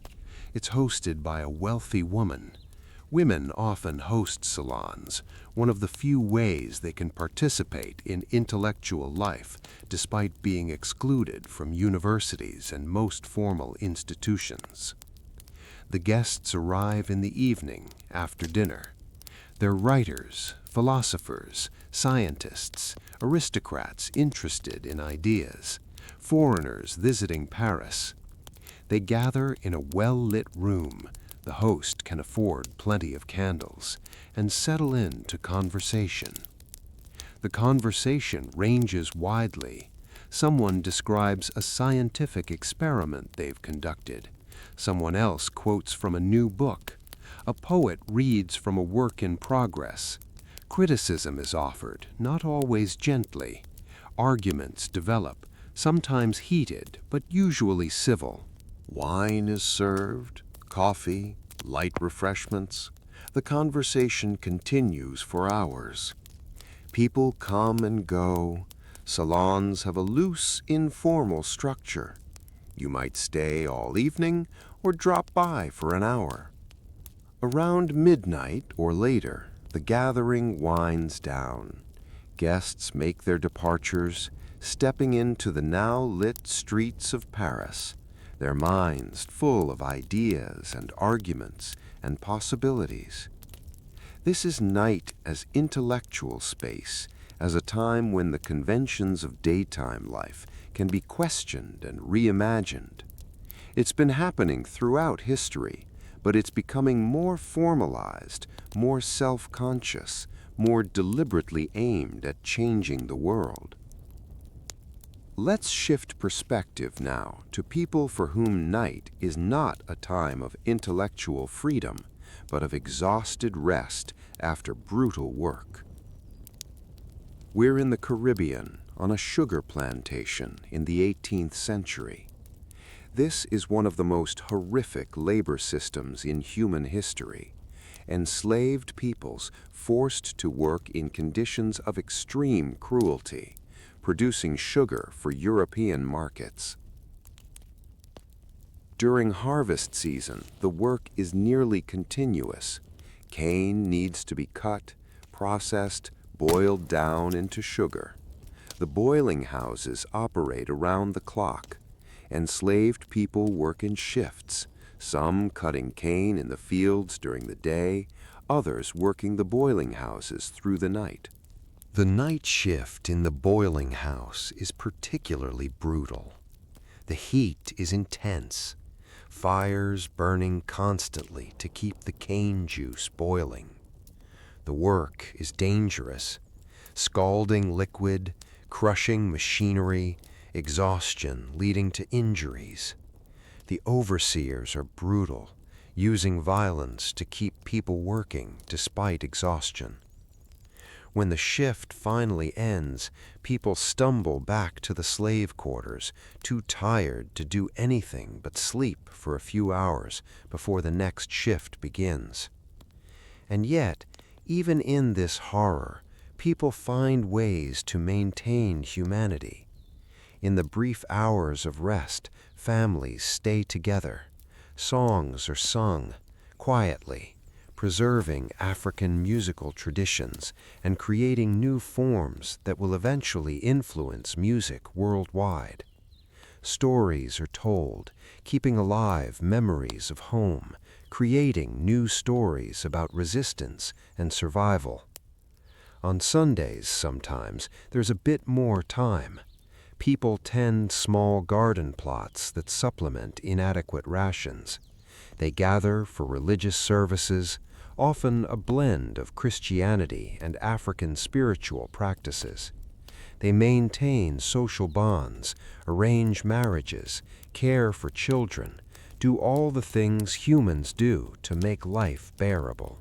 And they resist, sometimes openly, in rebellions that are viciously suppressed, more often in smaller ways, working slowly, breaking tools, feigning illness, running away. The night sometimes provides cover for this resistance, for secret meetings and escapes. This is the underside of the Enlightenment, the brutal reality that supports the leisure and wealth that make those Paris salons possible. The sugar and coffee and tobacco being discussed casually in European coffee houses are produced by people working themselves to death in tropical heat. It's important to hold both realities in mind, the beauty and the horror, the intellectual excitement and the crushing exploitation. Night contains both, as it always has. Let's drift toward morning now, as our journey through this period comes to a close. We've seen night beginning to change as new technologies and ideas emerge. Street lighting pushing back darkness in cities, global trade operating around the clock, ideas circulating in new ways. But for most people, night still means rest after work, sleep in the darkness, the ancient rhythms continuing much as they always have. A farmer in England or China or West Africa still wakes with the sun and sleeps when darkness falls. A mother still tends her children through the night when they're sick. An old person still lies awake remembering their life. These patterns are as old as humanity and haven't changed much despite all the intellectual and technological innovations. But change is accelerating. The Industrial Revolution is beginning, starting in Britain and spreading outward. Factories will transform work and time and the very structure of daily life. And night will be one of the things transformed more dramatically than ever before. But that transformation is still beginning. For now, in 1750 or 1780, most nights still look much like they have for centuries. Dark, quiet, shaped by biological needs and social customs that stretch back through time. The fire burns down, the candles gutter, the oil lamps flicker. People sleep and dream and wake and sleep again. The earth turns, carrying us from darkness toward light and back again, the endless cycle that nothing human has yet managed to break. Rest now. Let these images settle. We're approaching the modern world, where night will become something almost unrecognizable. But there's time for that later. For now, just drift with the darkness, the ancient, familiar darkness that humans have always known. Sleep well. The journey continues soon. Here we are at the final stretch of our long journey through darkness. Get comfortable one last time. Let your breathing settle. We're going to travel through the last few centuries together, watching as night transforms into something our ancient ancestors would barely recognize.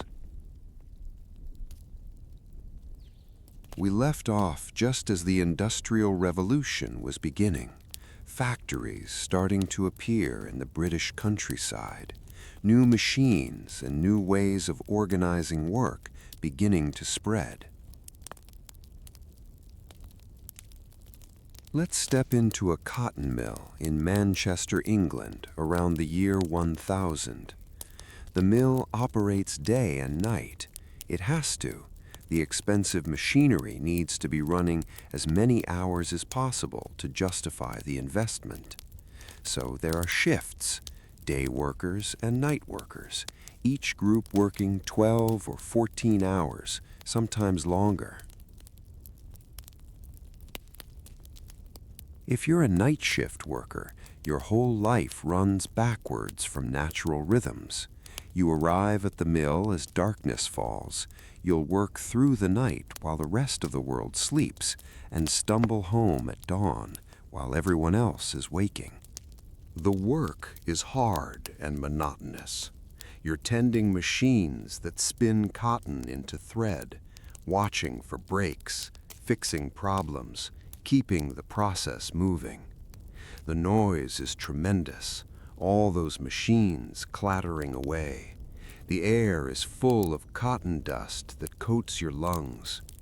The overseers watch constantly, ready to punish any slowness or mistake.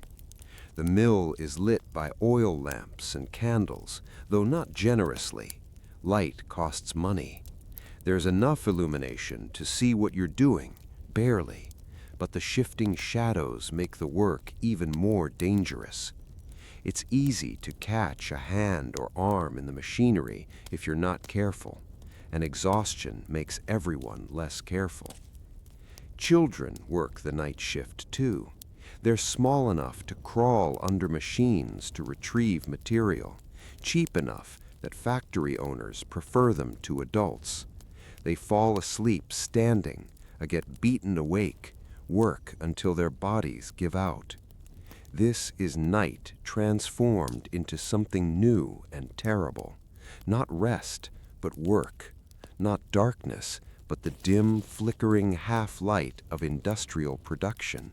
Not natural rhythms, but the relentless schedule of capital and machinery. When the shift finally ends and you stumble out into the dawn, you need to sleep. But your housing is probably shared, multiple families in one small dwelling, or a bed in a boarding house that's rented to different people for different shifts. Day sleepers and night sleepers rotating through the same mattress, the sheets barely cooled from the previous occupant. You try to sleep while the city comes alive around you. Children playing in the streets, vendors calling out their wares, construction and traffic and all the noise of daytime urban life. It's almost impossible to get proper rest, but you do your best because in 12 hours you need to be back at the mill. This pattern will repeat for 6 days a week, week after week, year after year, until your body breaks down, or you die in an accident, or you're too old to work and get turned out with nothing. It's brutal, and it's spreading. Factories are being built across Britain, across Europe, in America. The industrial system is remaking the world, and one of the things it's remaking is night. For the first time in human history, large numbers of people are regularly awake and working through the night, not because of emergencies or special circumstances, but because that's what the economy demands. But let's step away from the factory for a moment and look at what else is happening with night in the 19th century. Gaslight arrives in the early 1800s, first in London, then spreading to other cities. Gas lamps are brighter and more reliable than oil lamps. They can be controlled from a central source. A light lamper can open a valve and light an entire street's worth of lamps relatively quickly. The installation of gas lighting transforms urban nights even more dramatically than the earlier oil lamps did. Streets become genuinely navigable after dark. Shops can stay open later. Evening entertainment becomes more feasible and more popular. Theaters, music halls, restaurants, all of them extend their hours, catering to people who want to go out after dark. The urban middle and upper classes develop evening social lives that would have been difficult or impossible in earlier eras. There's a sense of excitement about all this, a feeling that night is being conquered, that darkness is yielding to human ingenuity and progress. Nighttime streets become fashionable places to promenade, to see and to be seen. But gaslight brings its own problems. The gas is toxic. Leaks can poison people. The flames are hot and create fire hazards. The light itself, while brighter than oil lamps, is harsh and creates sharp shadows. It's better than darkness, certainly, but it's not quite the triumph some imagine. And not everyone benefits equally. The poor neighborhoods get less lighting or none at all. The factories are lit just enough for work to continue, but not enough for safety or comfort. The distribution of light follows the distribution of wealth and power, as such things usually do. As the 19th century progresses, new forms of nighttime entertainment emerge for different classes. For the wealthy, there are balls and opera performances, late dinners and evening parties that stretch past midnight. The social season in cities like London or New York involves a whirl of nighttime activities, attending the theater, going to concerts, hosting and attending dinner parties. The clothing for these events is elaborate and expensive. Women wear evening gowns that take hours to put on properly, require assistance, and are completely impractical for anything except looking beautiful at social events. Men wear formal suits and white gloves and top hats. Everyone is performing a role, displaying status, participating in complicated social rituals. For the working class, nighttime entertainment is simpler but no less important. Music halls where you can hear popular songs and comedy acts for a small admission fee. Pubs where you can drink beer and socialize with neighbors and coworkers. Street entertainment, performers doing acrobatics or magic, musicians playing for coins. There are also darker entertainments, gambling dens, illegal prize fights, prostitution. These have always existed, but the growth of cities and the disruption of traditional social structures seem to expand them. Moral reformers worry about the corruption of nighttime cities, about young people being led astray.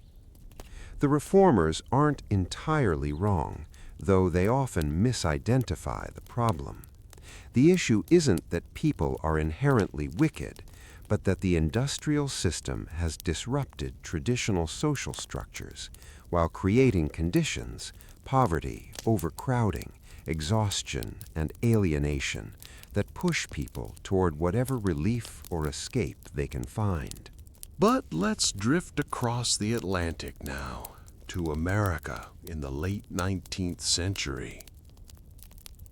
American cities are growing explosively, fed by immigration from Europe and migration from rural areas. New York, Chicago, Philadelphia, cities that barely existed a century before are now home to hundreds of thousands or millions of people. And these American cities are embracing nighttime activity with particular enthusiasm. There's an energy and optimism to American culture in this period, a belief that anything is possible, that old limits don't apply. Electric light arrives in the 1880s, pioneered by Edison and others. It's cleaner than gaslight, safer, brighter. Electric streetlights start to appear on major thoroughfares. Buildings install electric lighting. The transformation is gradual. Electricity is expensive and the infrastructure needs to be built, but the direction is clear. With electric light comes the possibility of pushing night back even further. Factories can be lit brightly enough for precise work. Offices can stay open late. Department stores can create elaborate window displays that draw shoppers even after dark. There's a phrase that starts to appear, the Great White Way, referring to Broadway in New York, lit up by electric signs and marquees advertising theaters and shows. Night becomes spectacle, something to marvel at and enjoy.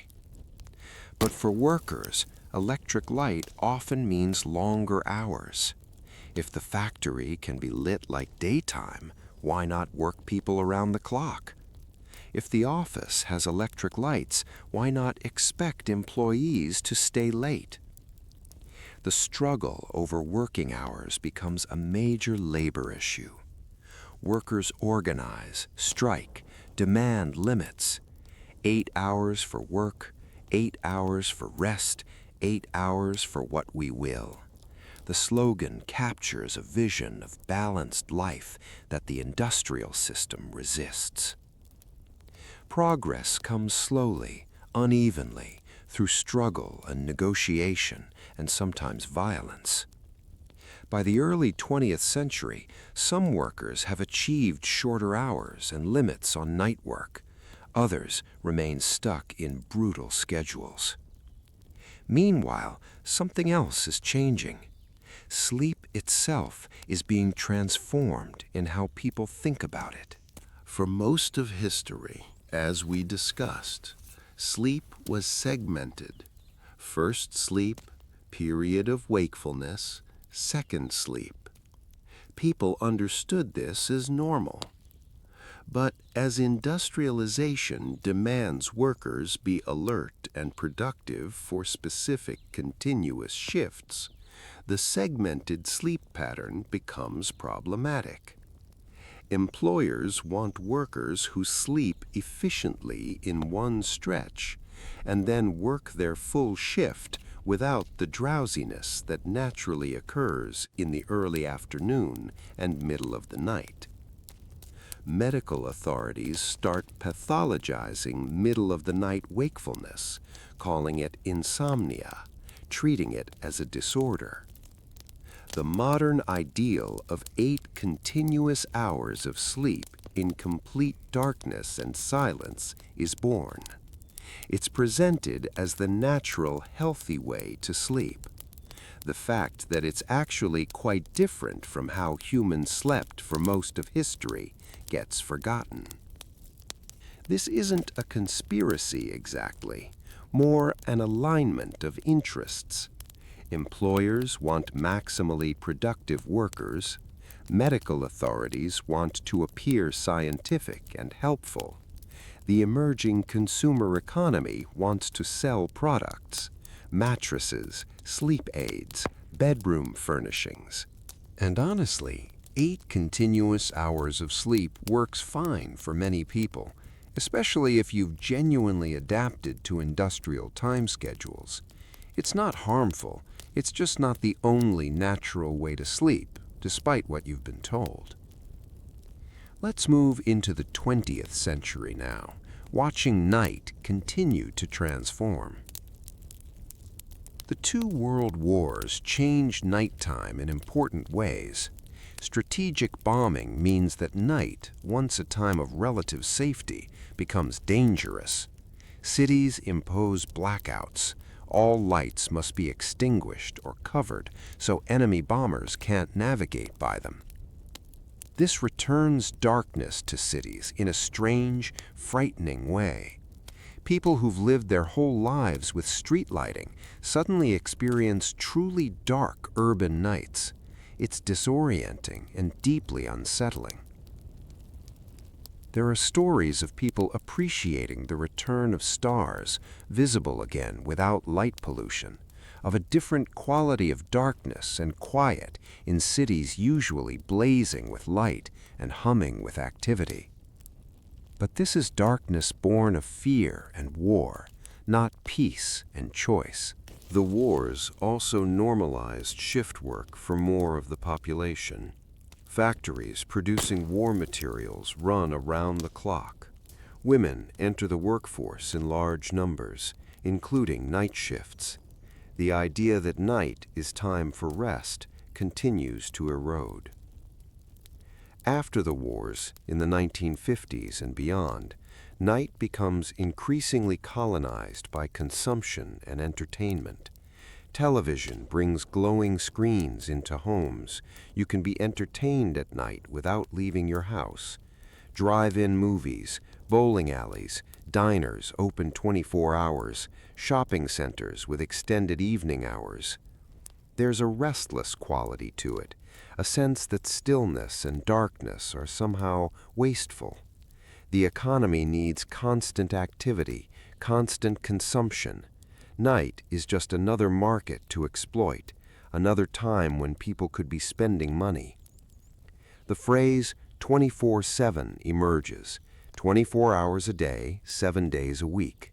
It's presented as convenience, and in some ways it is. Being able to buy groceries or medicine at midnight is genuinely useful if you work odd hours or have an emergency.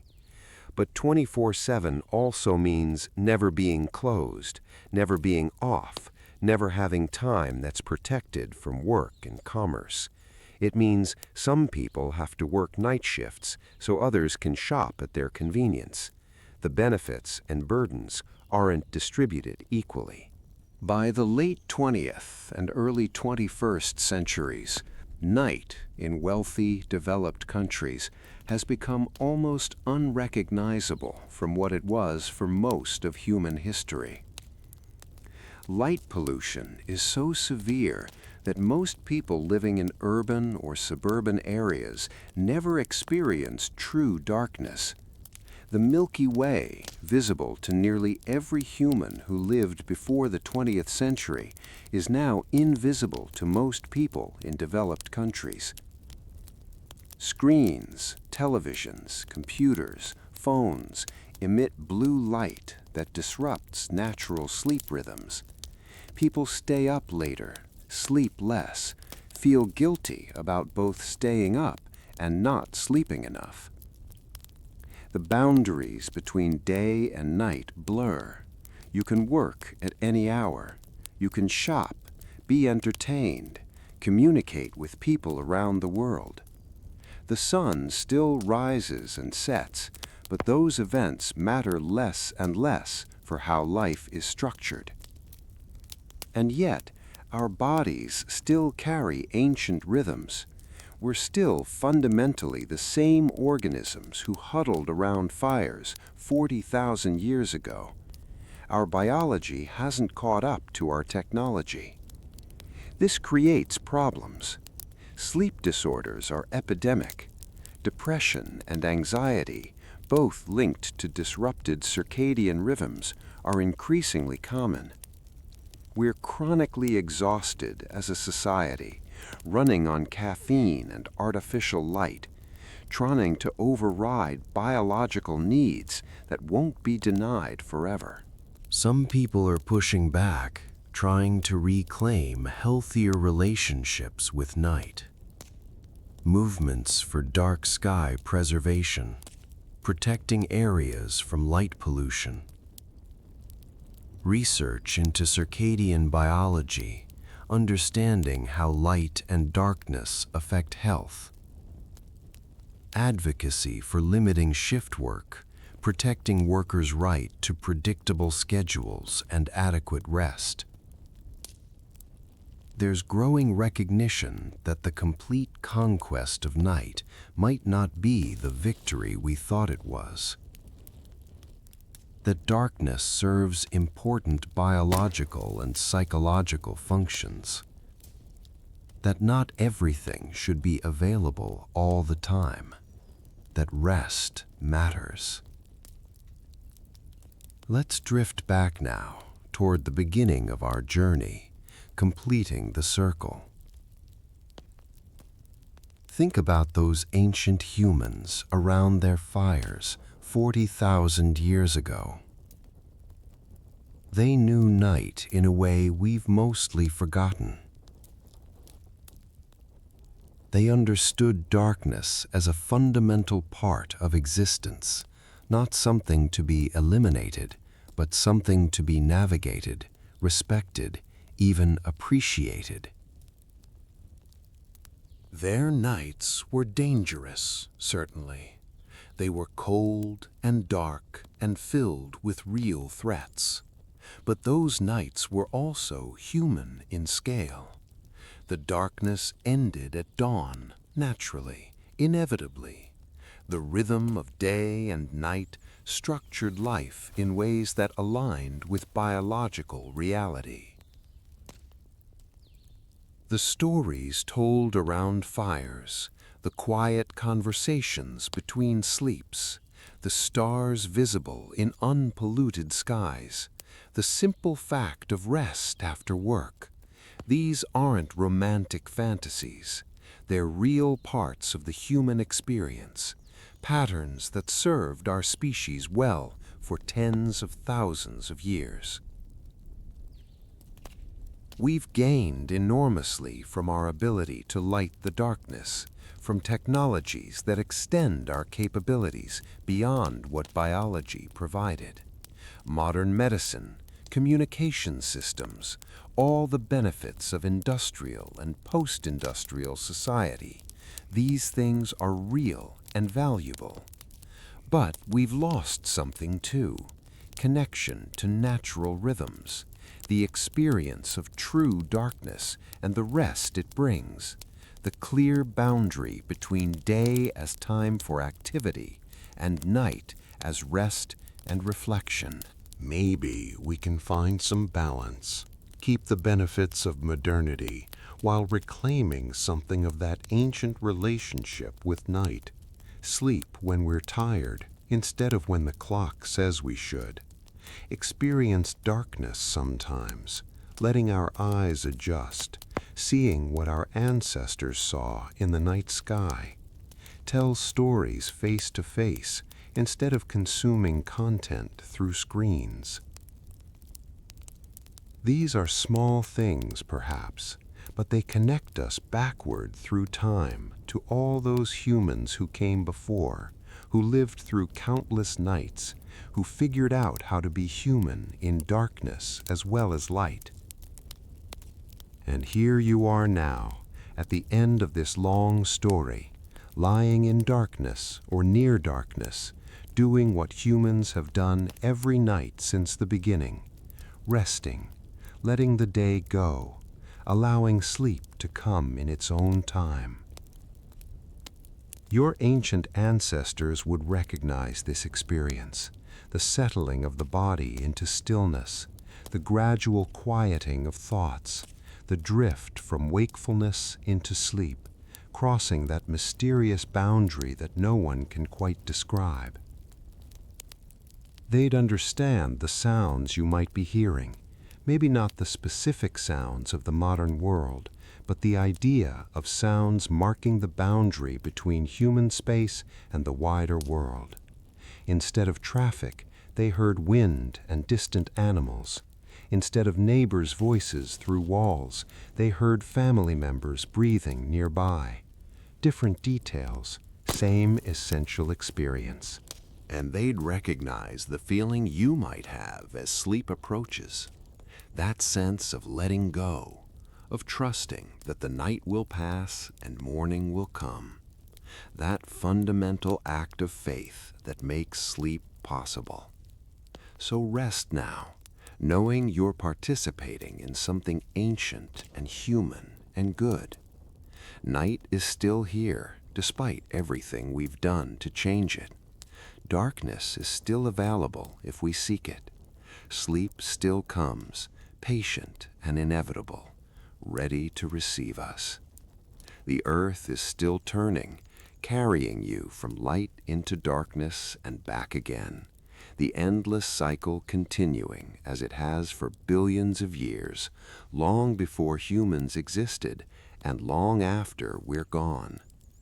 You're part of that cycle, always have been, always will be.